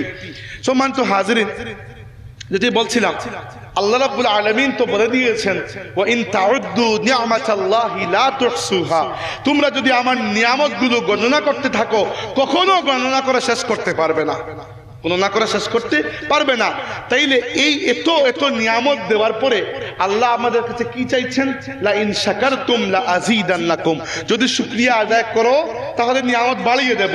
ওয়া ইন কাফারতুম ইন্না আযাবি লাশাদীদ, আর যদি শুকরিয়া আদায় না করো, অস্বীকার করো, তাহলে মনে রাখবে যে আমার আযাব অত্যন্ত কঠিন। এবার যেহেতু নিয়ামতের শুকরিয়া আদায় করা ওয়াজিব, আর যেহেতু আমরা আল্লাহর কাছ থেকে অনেক নিয়ামত পেলেও সমস্ত নিয়ামতের মূল নিয়ামত আমাদের নবী পাক সাল্লাল্লাহু আলাইহি ওয়াসাল্লাম, তাই উনার আগমন উপলক্ষে শুকরিয়া আদায় করা প্রত্যেক মুমিনের উপর ওয়াজিব। এজন্যই আমরা বসেছি, আর কোনো কারণে নয়। আমাদের আর কোনো উদ্দেশ্য, আর কোনো কারণ নেই, একটাই কারণ, আল্লাহর হাবিবের আগমন উপলক্ষে শুকরিয়া আদায় করা। এবার আসেন বক্তব্যের 2 নম্বর অংশে বলছিলাম সুন্নতের বিষয়টা। আমি আগেই আপনাদেরকে একটা হিন্টস দিয়েছি যে সুন্নত পালন করার আগে সুন্নত কি ইজ্জত করতে শিখেন। দুনিয়াবি একটা উদাহরণ আপনাকে দিয়ে দেয়, দুনিয়াবি উদাহরণ, এটি তুলনা করছি না, আল্লাহ মাফ করুক। নর্মালি পাইলটরা যখন প্লেন চালানো শিখতে যায়, মিলিটারি পাইলট হোক অথবা সিভিলিয়ান পাইলট হোক, যে কোনো পাইলটরা যখন প্লেন চালানো শিখতে যায়, তখন তাদেরকে প্রথম যে জিনিসটা বলা হয় সেটি হচ্ছে, তুমি এই প্লেনের যত খেয়াল রাখবে সে তোমার তত খেয়াল রাখবে। তুমি এটাকে যত আদর করবে মাটিতে, সেটি আসমানে উঠার পরে তোমাকে তত আদর করবে। তুমি কখনো গিয়ার ওয়েল চেক করো না, ব্রেক শু চেক করো না, কিছু না, তো আসমানে উঠার পরে দেখবে ওইটা টান দিচ্ছে, ওইটা বের হয়ে গেছে, তাই না? তো এটি কি জন্য বললাম? বুঝানোর জন্য। সুন্নত একজন মানুষ তখনই পালন করতে পারবে যখন সে সুন্নতকে তাজিম করতে পারবে, সুন্নতকে শ্রদ্ধা করতে পারবে। যার মনের মধ্যে সুন্নতের প্রতি শ্রদ্ধা নাই, সে ব্যক্তি সুন্নত পালন করতে পারবে না। এবার আসুন, সুন্নত কি? আমাদের কাছে সুন্নত কি দাড়ি রাখা, টুপি পরা, সুরমা লাগানো, মিষ্টি খাওয়া, এই চারটা, তাই না? হ্যাঁ, আমাদের দেশের মানুষ এই চারটাই মনে করে সুন্নত, আর তো নাই সুন্নত। আল্লাহ রাসূল সাল্লাল্লাহু আলাইহি ওয়াসাল্লামের হাজারো সুন্নত রয়েছে যেগুলো আমাদের মধ্যে আল্লাহ জন্মগতভাবে দিয়ে দেন, বাট আমরা হেলায় সেগুলো হাত থেকে ছেড়ে দেই। আজ আমি ওগুলো ফেরানোর চেষ্টা করবো ইনশাআল্লাহ। আল্লাহর নবী সাল্লাল্লাহু আলাইহি ওয়াসাল্লামের একটি গুরুত্বপূর্ণ সুন্নত ছিল হাসি মুখ, খুশি থাকা, টেনশনের মধ্যেও খুশি থাকা। আল্লাহ নবী সাল্লাল্লাহু আলাইহি ওয়াসাল্লামের চাইতে বেশি টেনশন আপনার জীবনে নাই। হ্যাঁ, আপনার জীবনে টেনশন সর্বোচ্চ আপনার নিজের নিয়ে, আপনার বউর নিয়ে, বাচ্চারা নিয়ে, ম্যাক্সিমাম মা বাবা পর্যন্ত, তাই না? আল্লাহর হাবিব সাল্লাল্লাহু আলাইহি ওয়াসাল্লামের কাঁধে কয়েকশো কোটি উম্মতের দায়িত্ব। এদেরকে খালি দুনিয়াতে পার করলে হবে না, কবরে করতে হবে, হাসরের ময়দানেও করতে হবে এদেরকে পার। এত বড় দায়িত্ব নিয়েও সাহাবীরা বলেছেন কানান নবী সাল্লাল্লাহু আলাইহি ওয়াসাল্লাম বাসামান দাহাকান, আল্লাহর নবী অত্যন্ত হাসি মুখের ছিলেন, মানুষকেও হাসাতেন তিনি। আমাদের দেখা যায় কি, সাধারণত একজন মানুষ হাসি খুশি মানুষ, সুন্দর মানে বাসাসাত মানে হচ্ছে একটু হাসি খুশি মুখ, চেহারা। যেই মাত্র তার মধ্যে একটু দিনদারি ঢুকলো, ধর্মকর্ম পালন করতে শুরু করে, এমন ভাবে কঠিন হয়ে গেল। আমি নিজে দেখেছি, মনে হয় তিনি এমন ভাবে বুঝাতে চাইলেন যে ইসলাম পালন করলে মনে হয় খুব কঠিন থাকতে হয় আপনাকে। কে বলেছে? আল্লাহর হাবিব সাল্লাল্লাহু আলাইহি ওয়াসাল্লামের চোখের পাপড়ি সব সময় চোখের পানিতে ভেজা থাকতো, আর একই সাথে দুই ঠোঁটের ফাঁকে সব সময় একটি জান্নাতি মুচকি হাসি লেগে থাকতো। আপনিও রাখেন না? সবসময় কঠিন ভাব ধরে থাকেন কেন? হাসির সুন্নত বা হাস্য রসাত্মক একটি মনোভাবের সুন্নত। সবসময় যে আপনাকে হা হা করে হাসতে হবে এরকম নয়, কিন্তু একটু ইজি, মানে আপনি বুঝাতে পারছি আপনাদেরকে, এই ভাবটা আমাদের মুসলমানদের মধ্যে কেন চলে গেছে। সবসময় একটা রাগান্বিত অবস্থা। আল্লাহর হাবিবের সুন্নত হচ্ছে সব সময় একটু খুশ মেজাজে থাকা। আমি আপনাকে উদাহরণ দেই, যেমন রাসূলুল্লাহ সাল্লাল্লাহু আলাইহি ওয়াসাল্লাম, এটি হয়তো আপনি কখনো শুনেন নাই, আল্লাহর নবী সাল্লাল্লাহু আলাইহি ওয়াসাল্লাম প্রায় তার সাহাবীদের সাথে কৌতুক করতেন। সাহাবীদের সাথে আল্লাহর নবী নিজে কৌতুক করতেন। এক সাহাবী এসে বললেন, ইয়া রাসূলুল্লাহ, আমি যুদ্ধে যাব, আমার কোনো বাহন নাই, আপনি আমাকে একটা শক্তিশালী হৃষ্টপুষ্ট উট দিন। আপনি নিজের থেকে দিন অথবা কারো কাছ থেকে নিয়ে এসে দিন, আমাকে একটা উট দিন। আল্লাহ নবী বললেন, ঠিক আছে, আমি তোমাকে একটা উটের বাচ্চা দেব। তিনি বড় টেনশনে পড়ে গেলেন যে উটের বাচ্চা দিয়ে আমি কি করবো, এটা দৌড়াতেও পারবে না। চাইলাম উট, বললেন উটের বাচ্চা। তিনি খানিকক্ষণ পরে এসে বললেন, ইয়া রাসূলুল্লাহ, আমার আকলে বিষয়টা কুলাচ্ছে না, উটের বাচ্চাটা আমি কি করব? যাবো যুদ্ধে, আমি তো লালন পালন করতে চাইতেছি না। আল্লাহ নবী বললেন, আরে তুমি বুঝতে পারো নাই, দুনিয়ার প্রত্যেকটা উটই কোনো না কোনো উটের বাচ্চা। তো এগুলো মিথ্যা নয়, কিন্তু এগুলো একটু হাস্যরসাত্মক কথা ওই সাহাবীর মনটা খুশি করার জন্য। আল্লাহর হাবিব সাল্লাল্লাহু আলাইহি ওয়াসাল্লামের কাছে এক বৃদ্ধা মহিলা এসে বললেন, ইয়া রাসূলুল্লাহ, আমার জন্য আপনি একটু দোয়া করুন, আমি যেন জান্নাতে যেতে পারি। আল্লাহ নবী বললেন, কোনো বৃদ্ধ মানুষ জান্নাতে যাবে না। নবী কিন্তু কখনো মিথ্যা বলতে পারেন না। এবার এই মহিলার কান্না, ইয়া রাসূলুল্লাহ, আপনি যদি এরকম বলেন তাইলে তো আমার একবারে কিস খেয়ে যাবে, তাই না? কি হবে? আল্লাহ নবী সাল্লাল্লাহু আলাইহি ওয়াসাল্লাম বেচারীর কান্না দেখে বলেন, তুমি বুঝতে পারো নাই, তুমি জান্নাতে যাবে, কিন্তু আল্লাহ তোমাকে বৃদ্ধা নয়, যুবতী অবস্থায় জান্নাতে প্রবেশ করাবেন। তো কথাটি প্রথমে বলা যেত, কিন্তু আল্লাহ নবী সাল্লাল্লাহু আলাইহি ওয়াসাল্লাম একটু এই ভাবটা করলেন। কেন করলেন? আসুন আমার সেই আয়াতে, যে আয়াত পড়ে আমি বক্তৃতা শুরু করেছিলাম। আল্লাহ বলেছেন, ফাবিমা রাহমাতিম মিনাল্লাহি লিনতা লাহুম, আল্লাহর বড় রহমত যে আপনি, হে নবী, আপনি অত্যন্ত নরম স্বভাবের। আপনি যে অতি নরম স্বভাবের একজন, সেটি আল্লাহর অত্যন্ত বড় একটি রহমত। ওয়ালাউ কুনতা ফাজ্জান গালিজাল কলবি, যদি আপনি কঠিন পাষাণ হৃদয় এবং খুব কঠিন জবান আপনার থাকতো, লান ফাদ্দু মিন হাওলিক, আপনার সাহাবীরা আপনার আশেপাশেও থাকতে পারতো না। ফাফু আনহুম, এই সাহাবীরা যেহেতু আপনার সাথেই থাকে, আপনার উম্মত, অতএব এরা কোনো ভুল ত্রুটি করলে এদেরকে আপনি মাফ করে দেন। আল্লাহ নিজে বলতেন, ফাফু আনহুম, ইয়া রাসূলুল্লাহ, এদের প্রত্যেকটি ভুল করার দরকার নাই, এদেরকে মাফ করে দিন। ওয়াস্তাগফির লাহুম, কেবল যে আপনি মাফ করবেন তা নয়, এরা যদি আল্লাহর কাছে কোনো অপরাধ করে, আপনি ইস্তেগফার করে আল্লাহর কাছ থেকে তাদেরকে ছুটিয়ে দিয়ে দেন। ওয়াশাউরহুম ফিল আমর, you will make the decision, আপনি সিদ্ধান্ত নেবেন, কিন্তু সিদ্ধান্ত নেওয়ার আগে এদের সাথে একটু পরামর্শ করে নিন, তারাও মনে করবে আমাদেরকে গুরুত্ব দেওয়া। আর কিছু না। সিদ্ধান্ত বড়রাই নেবেন, কিন্তু তবুও ছোটদের সাথে একটু পরামর্শ করলে ছোটরাও মনে করে যে না মাশাআল্লাহ আমাদের একটু গুরুত্ব রয়েছে। তো কি হবে এতে? এতে তাদের মনটি উৎফুল্ল থাকবে। ওই যে এরা আপনার একটি ইশারায় নিজের পরিবার পরিজন ত্যাগ করে এক শহর থেকে আরেক শহরে হিজরত করলো, আপনার একটি ইশারায় গিয়ে জিহাদের ময়দানে তাদের প্রাণ বিসর্জন করে আসছে, তাদের প্রাপ্তি তো রয়েছে। আমি আল্লাহ যেটি দেবো সেটি তো দেবই, কিন্তু আপনিও দেবেন ইয়া রাসূলুল্লাহ, মাফ করে দিন। মাফ চাইয়ে তাদেরকে আল্লাহর কাছ থেকেও ছুটিয়ে দিন এবং তাদেরকে একটু গুরুত্ব দিন যেন তারা উৎফুল্ল মনে মাফ করতে পারে। এটি আল্লাহ রাব্বুল আলামিন তাদের আমাদের নবীকে বলেছেন। তাই রাসূলুল্লাহ সাল্লাল্লাহু আলাইহি ওয়াসাল্লাম সব সময় মুসলমানদের সাথে সাহাবীদের সাথে এইরকম আচরণ করতেন এবং দেখে দেখে সাহাবীরাও এটি শিখেছেন, সাহাবীরাও কৌতুক করতেন। একবার এক সাহাবী ছিলেন, ওনার নাম ছিল আব্দুল্লাহ। সাহাবীরা ওনাকে ডাকতেন হিমার। হিমার অর্থ হচ্ছে গাধা। ডাকার কারণ হচ্ছে উনি প্রচুর ভুল করতেন, ভুলে শাস্তি পেতেন। খালি ভুল করতেন, খালি ভুলে শাস্তি পেতেন, ভুল করতেন শাস্তি পেতেন। তো একবার সাহাবীরা বাকিরা বিরক্ত হলেন যে কি একটা মানুষ, কোনো লজ্জা নাই শরম নাই, এত শাস্তি দেই তারপরেও অপরাধ করে। আল্লাহর নবী শুনে ফেললেন, শুনে বললেন খবরদার তাকে লানত দিও না, ফাইন্নাহু ইউহিব্বুল্লাহ ওয়া রাসূলা, সে আল্লাহ এবং রাসূলকে বড় মহব্বত করে। বড় আশ্চর্য বিষয়, এই ব্যক্তি আল্লাহ এবং রাসূলকে কি মহব্বত করেন। তো খুঁজতে খুঁজতে পাওয়া গেল তার মহব্বতের উদাহরণ কি। তার মহব্বতের উদাহরণ হচ্ছে তিনি দেখতেন যে দুনিয়ার সব মানুষ আল্লাহ নবীর কাছে আসে, নিজের সুখ দুঃখ শোনায়, উম্মতের সুখ দুঃখ শোনায়। উনি টাকা পয়সা নাই, উনি যুদ্ধে যাবে, দুনিয়ার মা অসুস্থ, এটা সেটা নানান কিছু সারাদিন খালি শোনায়, কেউ শুনতে চায় না। সারাদিন নিজেরটা শোনায়, শুনতে শুনতে আর সমাধান দিতে দিতে রাসূলুল্লাহ সাল্লাল্লাহু আলাইহি ওয়াসাল্লাম ক্লান্ত হয়ে যান। যখনই ওই সাহাবীর আর কোনো কাজ ছিল না, ওই যে আব্দুল্লাহ, তার একমাত্র কাজ ছিল মাহফিলে এসে চুপটি করে আল্লাহ নবীর পেছন দিকে বসে থাকা এবং তার চুপটি থাকতো আল্লাহ নবীর চেহারার দিকে। যখনই রাসূলুল্লাহ সাল্লাল্লাহু আলাইহি ওয়াসাল্লামের চেহারা মুবারক একটু মলিন হয়ে যেত, একটু ক্লান্ত হতেন, তখনই তিনি পেছন থেকে একটি কৌতুক শুনিয়ে দিতেন, আল্লাহ নবী হেসে উঠতেন। ওইটাই ছিল তার একমাত্র কাজ, যে কাজের উপর আল্লাহ নবী সাক্ষী দিয়েছেন ফাইন্নাহু ইউহিব্বুল্লাহ ওয়া রাসূলাহু। এক সাহাবী ছিলেন, ওনার নাম নুআইমান রাদিয়াল্লাহু আনহু। তিনি প্র্যাঙ্ক করতেন। কি প্র্যাঙ্ক করতেন? তিনি মদিনার বাইরে যেতেন, তো একেবারে দরিদ্র মানুষ ছিলেন, টাকা পয়সা কিছুই ছিল না, একবারে কাঙ্গাল যাকে বলে। তো মদিনার বাইরে থেকে আসার পর থেকে তিনি প্রায় সময় আল্লাহর নবীর জন্য উপহার নিয়ে আসতেন। কি উপহার? রাসূলুল্লাহ সাল্লাল্লাহু আলাইহি ওয়াসাল্লাম পছন্দ করতেন ভালো জাতের উটের দুধ বা জংলি ফুলের মধু বা এই টাইপের, তখন তো এগুলোই উপহার ছিল, এগুলো নিয়ে আসতেন। তো তার তো টাকা পয়সা নাই, এজন্য তিনি বাকিতে কিনে নিয়ে আসতেন, বলতেন পরে দেব বা পরে তুমি মদিনায় গিয়ে আমার কাছ থেকে নিয়ে নিও। তো এসে উপহার দিতেন, ইয়া রাসূলুল্লাহ আপনার জন্য এনেছে, ঠিক আছে খালাস। কয়েকদিন পরে ওই ব্যক্তি যখন লেনদার টাকা নেওয়ার জন্য আসতো, তিনি ওই লেনদারকে নিয়ে আল্লাহ নবীর কাছে চলে যেতেন। ইয়া রাসূলুল্লাহ ওই ব্যক্তি আপনার কাছে টাকা পায়।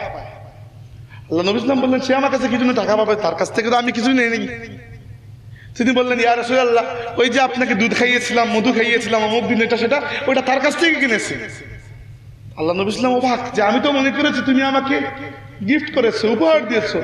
তিনি বলতেন ইয়া রাসূলুল্লাহ উপহারই দিয়েছি, এতে সন্দেহ নাই, কিন্তু টাকা নাই, কি করবো, তবে আমার পক্ষ থেকে আপনি সেটি আদায় করে দিন। তো এরকম সম্পর্ক সাহাবীরা রাখতেন, এটি আল্লাহর নবীর কাছ থেকে তারা শিখেছেন।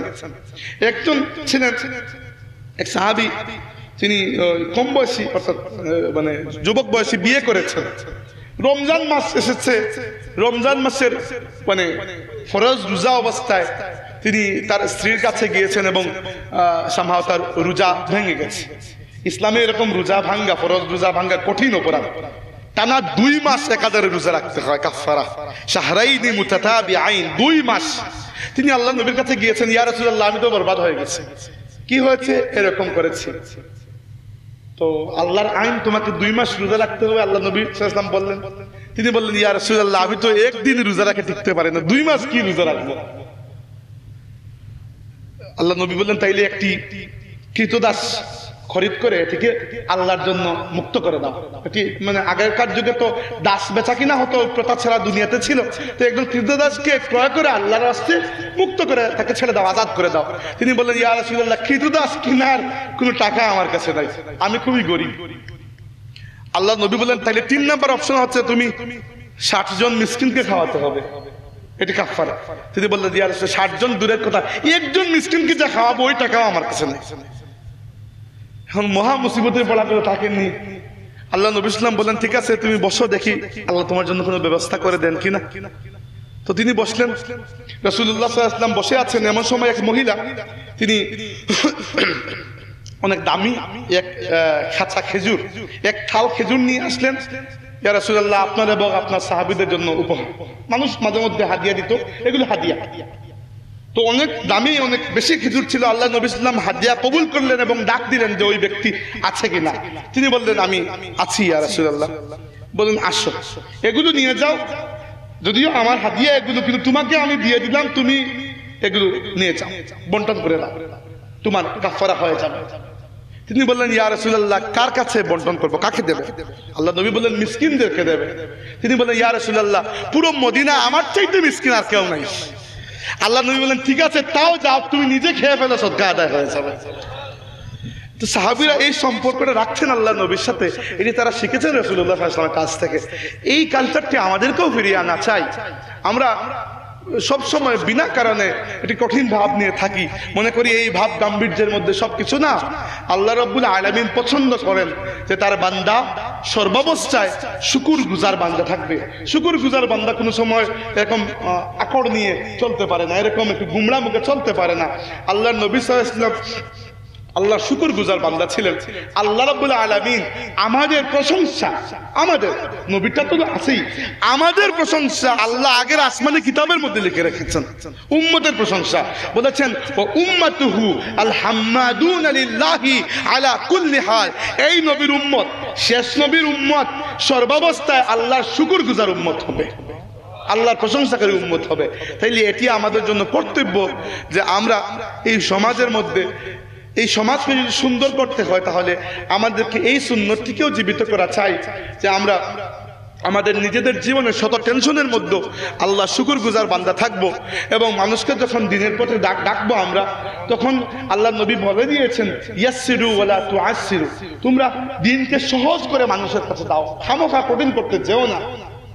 ইমাম আবু হানিফা রাহমাতুল্লাহি আলাইহি যখন তিনি গবেষণা করে একই মাসলায় 2 সমাধান পেয়ে যেতেন, কিয়াস করার পরে, তখন তিনি কিয়াসের মধ্যে যেটি অধিক সহজ সেটিকেই কেবল গ্রহণ করতেন।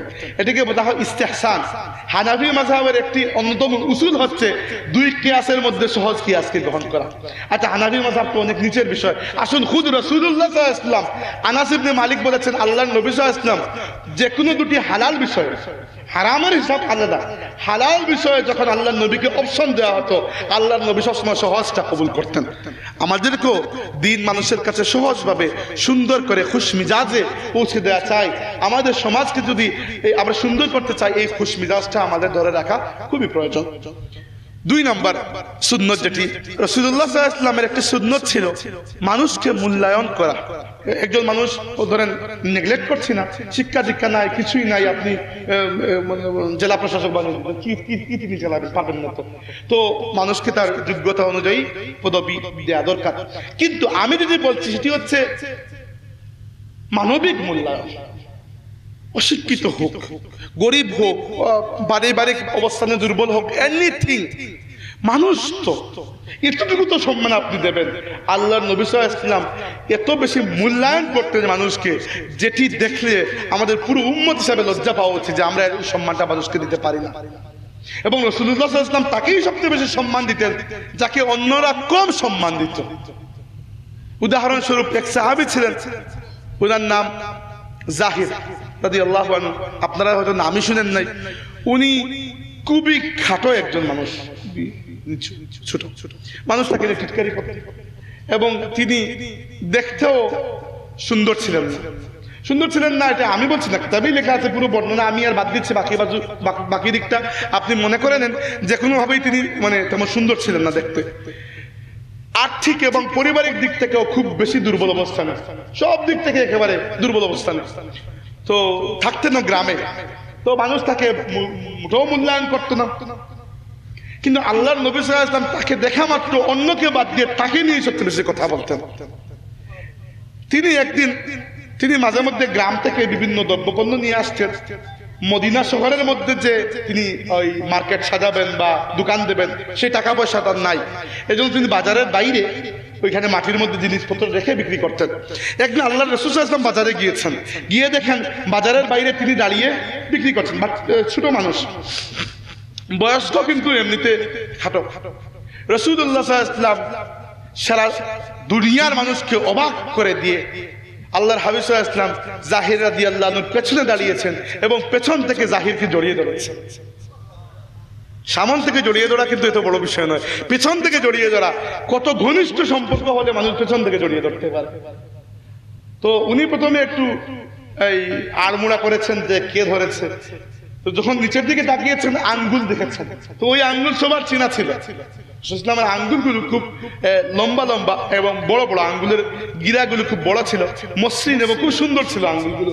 তো যেই মাত্র জাহির রাদিয়াল্লাহু আনহু দেখেছেন আল্লাহ রাসূলের আঙ্গুল, তার বুঝতে বাকি নাই যে পেছনে কে আছে। তাছাড়া খুশবুও তো তিনি কিছু না কিছু চিনেন। তিনি বাকি সব কিছু বাদ দিয়ে নিজের শরীরকে আরেকটু পেছনের দিকে ঠেলে দিয়ে আল্লাহ রাসূলের শরীরের সাথে আরেকটু লাগিয়ে নিয়েছেন, আরেকটু বরকত তিনি লাভ করতে পারেন। এই সময় রাসূলুল্লাহ সাল্লাল্লাহু আলাইহি ওয়াসাল্লাম ডাক দিয়ে বলেছেন, তোমরা কারা আছো? এই বাচ্চাকে কে আমার কাছ থেকে কিনবে? কে আমার এই কাছ থেকে এই বাচ্চাটাকে কিনবে? এরকম মজা করছেন। তো জাহির রাদিয়াল্লাহু আনহু বললেন, ইয়া রাসূলুল্লাহ, আমার মতো মূল্যহীন মানুষকে মূল্য দিয়ে কে কিনবে? আপনি বুঝতেই পারছেন তার মনের মধ্যে কতটুকু কষ্ট, সামাজিক ভাবে কতটুকু হেয় করা হলে তাকে, তিনি এরকম কথা বলেন, ইয়া রাসূলুল্লাহ, আমি তো মূল্যহীন, আমাকে মূল্য দিয়ে কে কিনবে? আল্লাহ নবী সাল্লাল্লাহু আলাইহি ওয়াসাল্লাম বললেন, বাল আন্নাকা ইনদাল্লাহি গাল, কিন্তু হে জাহির, দুনিয়ার চোখে তুমি যতই মূল্যহীন হয়ে থাকো, আল্লাহর চোখে তুমি একটু অমূল্য রত্ন। এবার আমাকে বলুন, হাদিস তো এখানে শেষ, কিন্তু আপনারা একবার বলুন, বাকি সারা জীবন ওই সাহাবীর মন দুনিয়ার যা কিছু বলুক তার মন কখনো বেজার হবে? যাকে আল্লাহ নবী নিজে মূল্যায়ন করেছেন, বাকি দুনিয়া মূল্যায়ন করলো কি না করলে কি যায় আসে? আরেকজন ছিলেন জুবাইল, কোন হাদিসে এসেছে তার নাম জুয়াইবিল, দুটি নামই পাওয়া যায়। তো উনিও এইরকমই একজন ছিলেন। তো উনি কখনো কোনো জায়গায় বিয়ের প্রস্তাব দেননি, কারণ তার বিশ্বাস ছিল দুনিয়ার কোনো পিতা তার সাথে তার মেয়ে বিয়ে দেবে না, কারণ তিনি দেখতেও খুব খারাপ অবস্থা, টাকা পয়সার দিক থেকে খুব খারাপ অবস্থা ইত্যাদি রাদিয়াল্লাহু আনহু। তো আল্লাহর হাবিব সাল্লাল্লাহু আলাইহি ওয়াসাল্লাম নিজে একটি ধনী পরিবারে তার জন্য বিয়ের প্রস্তাব নিয়ে গিয়েছিলেন। একটি ধনী পরিবারে তার পক্ষ থেকে বিয়ের প্রস্তাব নিয়ে গিয়েছিলেন। এবার ওই পরিবারের মা বাবা রাজি না, যদিও সরাসরি বলতে পারছেন না যে না দেব না, কিন্তু একটু মুড়ামুড়ি করছেন। তো রাসূলুল্লাহ সাল্লাল্লাহু আলাইহি ওয়াসাল্লাম তো জোর দেন না, জোর দেওয়ার প্রশ্ন উঠে না, একজন বাবা তার মেয়ে তিনি দিবেন কিনা এটা তার বিষয়। আল্লাহ নবী যখন চলে আসবেন তখন আল্লাহ রাব্বুল আলামিন একটি মুআজিজা প্রকাশ করে দিলেন। যে মেয়ের জন্য বিয়ের প্রস্তাব নিয়ে গিয়েছিলেন ওই মেয়ে বলল, যেহেতু আল্লাহর নবী আমার জন্য বিয়ের প্রস্তাব নিয়ে এসেছেন জুবাইলের জন্য, অতএব জুবাইল ব্যতীত আমি আর কাউকে বিয়ে করব না। বিয়ে হয়ে গেল। আল্লাহর নবী বেছে বেছে এমন মানুষকে গুরুত্ব দিতেন যাকে অন্যরা কম গুরুত্ব দিতেন। সম্মানিত হাজিরিন, এই মানুষকে মূল্যায়ন করার বিষয়টিও আমরা ধীরে ধীরে ভুলে যাচ্ছি, এটিও আমাদেরকে ফিরিয়ে আনা প্রয়োজন। আমি আর 5 মিনিট কথা বলবো, তারপরে আমরা দোয়া করে শেষ করবো ইনশাআল্লাহ। ইয়া আল্লাহ, মিলাদ শরীফ পড়লে আমার জন্য বেশি দেরি হবে। আপনারা আমি যাবি শুধু দোয়া করে দেখি, আপনারা মিলাদ শরীফ পড়বেন, সমস্যা কি? আপনারা পড়ে দিবেন। আচ্ছা বোকা জি জি আচ্ছা জি। তাইলে যেটা বলছিলাম যে রাসূলুল্লাহ সাল্লাল্লাহু আলাইহি ওয়াসাল্লামের একটি সুন্নাত হচ্ছে মূল্যায়ন। 3 নম্বর শেষ একটি বলেই আমি শেষ করছি। আল্লাহর হাবিব সাল্লাল্লাহু আলাইহি ওয়াসাল্লামের আরেকটি বড় সুন্নাত ছিল, রাসূলুল্লাহ সাল্লাল্লাহু আলাইহি ওয়াসাল্লাম যখনই মানুষের সাথে তার এনকাউন্টার হতো, অর্থাৎ সাক্ষাৎ হতো, আল্লাহর নবী সাল্লাল্লাহু আলাইহি ওয়াসাল্লাম মানুষকে নিজে গ্রহণ করতেন, নিজেকে গ্রহণ করাতেন না। এটি বোঝা একটু কঠিন। ধরেন আপনারা কয়েকজন এসেছেন আমার সাথে মুসাফা করার জন্য, যদিও আমরা এইসব সুন্নত পালন করতে পারি না, মুসাফা করার জন্য। এবার যেহেতু আপনারা এসেছেন, আমি আমার নিজেকে আপনাদের কাছে সমর্পণ করে দেব, এটি সুন্নত আল্লাহর নবী সাল্লাল্লাহু আলাইহি ওয়াসাল্লামের। আমি এমনভাবে আঁকড়ে থাকবো না যে আমার হাত দিয়ে আপনাদের উপর কোনো অ্যাকশন করছি না। আল্লাহর নবী সাল্লাল্লাহু আলাইহি ওয়াসাল্লাম যখন ইভেন মসজিদে বসে আছেন সাহাবীদেরকে নিয়ে, শিশুরা এসে হাত ধরতো, ইয়া রাসূলুল্লাহ আমাদের এখানে আমরা একটু খেলার আয়োজন করেছি, বাচ্চারা আপনি একটু আসুন দেখবেন আমাদের খেলা। যতক্ষণ তারা আল্লাহর নবীর হাত না ছাড়তো, আল্লাহর নবী নিজে থেকে কখনো কারো হাত ছাড়িয়ে দিতেন না। যখন কেউ মুসাফা করতো, ওই ব্যক্তি হাত না ছাড়িয়ে নেওয়া পর্যন্ত আল্লাহর নবী কখনো হাত ছাড়িয়ে নিতেন না। রাসূল সাল্লাল্লাহু আলাইহি ওয়াসাল্লাম কখনো কারো দিকে আঙ্গুল দিয়ে ইশারা করতেন না, যখন ইশারা করতেন হাত দিয়ে ইশারা করতেন। হাঁটার সময় কখনো বুক ফুলিয়ে হাঁটতেন না, সব সময় একটু সামনের দিকে ঝুঁকে হাঁটতেন, খুব দ্রুত, এবং মনে হতো তিনি ঢালু বেয়ে নামছেন। এটি কি জন্য? আল্লাহ তাকে দুটি অপশন দিয়েছিলেন, আপনি বাদশা নবী হবেন নাকি বান্দা নবী হবেন। আল্লাহ নবী সাল্লাল্লাহু আলাইহি ওয়াসাল্লাম বলেছেন, আল্লাহ আমি তোমার বান্দা নবী হব। এই জন্য রাসূল সাল্লাল্লাহু আলাইহি ওয়াসাল্লাম কখনো বাদশাহী করেনও নাই, বাদশা নবী হনও নাই। আল্লাহ নবী সাল্লাল্লাহু আলাইহি ওয়াসাল্লাম যখন মাহফিলে বসতেন, আমি তো এখানে দেখাতে পারবো না, মানে মাটিতে যখন বসতেন সাহাবীদের সামনে, তখন এরকম আমরা যাকে আসন পেতে বসা বলি, দুই পা দুদিকে দিয়ে এভাবে বসতেন। কথা বলার সময় হাত নাড়তেন, মোস্টলি ডান হাতটি এভাবে থাকতো, ডান হাতটি বাম হাতের ওই আঙ্গুল দিয়ে এখানে এরকম, বেশিরভাগ ক্ষেত্রে কথা বলার সময় এরকম করতেন। কেন? তো এটা তার অভ্যাস ছিল, আল্লাহ নবী সাল্লাল্লাহু আলাইহি ওয়াসাল্লাম এরকম করতেন, মানে বাম হাতের বৃদ্ধাঙ্গুল দিয়ে ডান হাতের ভেতরে মৃদু হালকা বাড়ি দিতেন, এবং প্রচুর হাত নাড়তেন যেন মানুষ বুঝতে পারে কথাগুলো। যখন খেতে বসতেন কখনো এরকম আসন পেতে বসতেন না, যখন খেতে বসতেন তখন এক পা বিছিয়ে আর এক পা তুলে। কি জন্য? এটি আল্লাহর বন্দেগীর আলামত যে আল্লাহ আমি বাদশা নই, আমি তোমার বান্দা। কোন সময় আপনাকে মানুষকে দিয়ে রিসিভ করাবেন না, আপনি রিসিভার হয়ে যাবেন।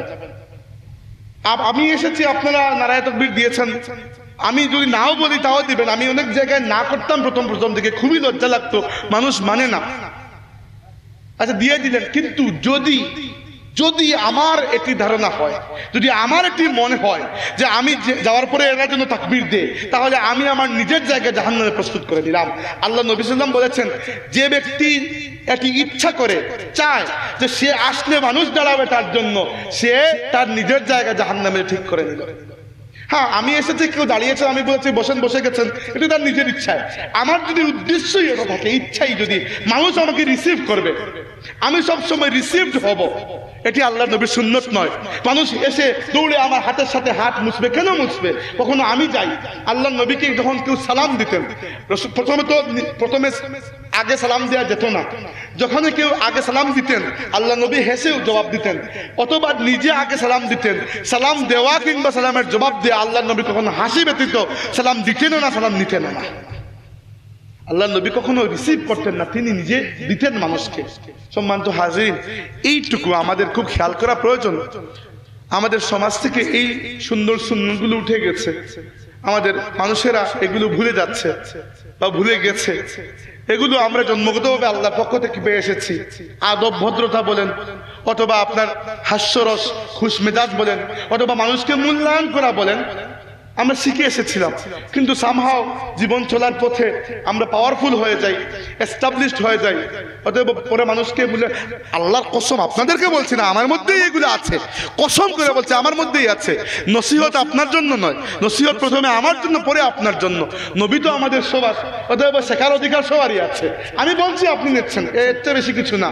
কিন্তু যতক্ষণ পর্যন্ত আমরা সুন্নতকে তাজিম করতে না পারবো, ততক্ষণ পর্যন্ত সুন্নতকে পালন করতে আমরা পারবো না।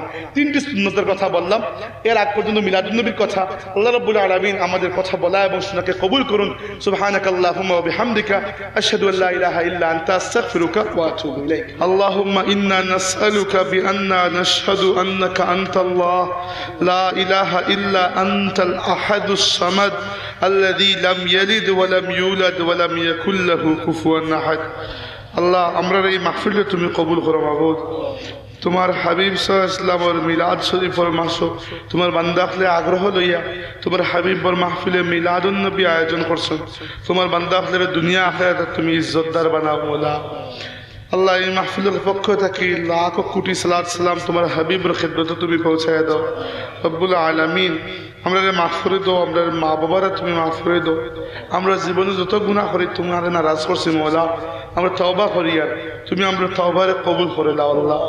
আল্লাহ, আমরা মুর্দাগান করে মাফ করে দাও।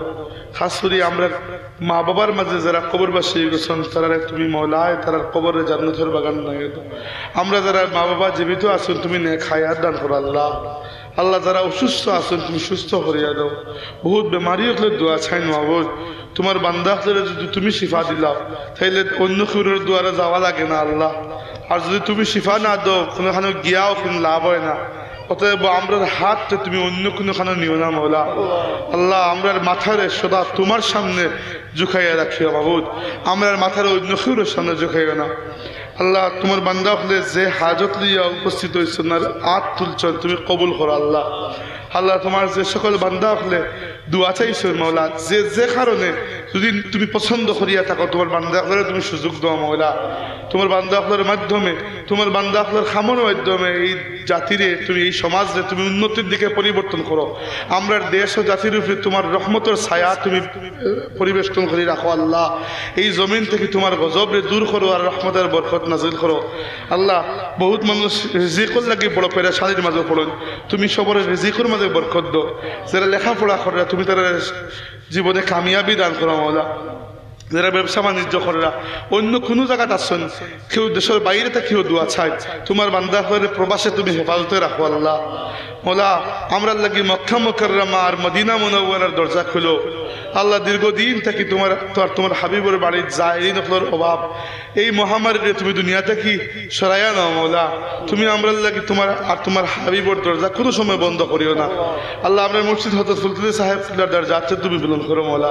এই কুলাউড়ের জমিনে যত মানুষে তোমার দিনের খেদমত করিয়া গেছেন আর যারা খেদমত করলা তোমার বান্দা হলে তুমি কবুল করো আল্লাহ। জিন্দা মুর্দা তামামরে তুমি কবুল করো। এই সোসাইটিতে তালামি জালিস্তারে এই যে সকল মানুষে পরিশ্রম করছেন আল্লাহ এরা ইখলাসের সাথে তুমি মকবুলিয়ত দান করো মৌলা। আল্লাহুম্মা সাল্লি ওয়া সাল্লিম মুবারিক আলান নবিয়্যিল মুখতার ওয়া আলিহিল আতহার ওয়া আসহাবিহিল আখিয়ার। কাফির আন্না যুনুব ওয়াল আওজার বিরহমাতিকা ইয়া আরহামার রাহিমিন বিফদলি সুবহান রাব্বিকা রাব্বিল ইজ্জাতি আম্মা ইয়াসিফুন ওয়া সালামুন আলাল মুরসালিন ওয়াল হামদুলিল্লাহি রাব্বিল আলামিন।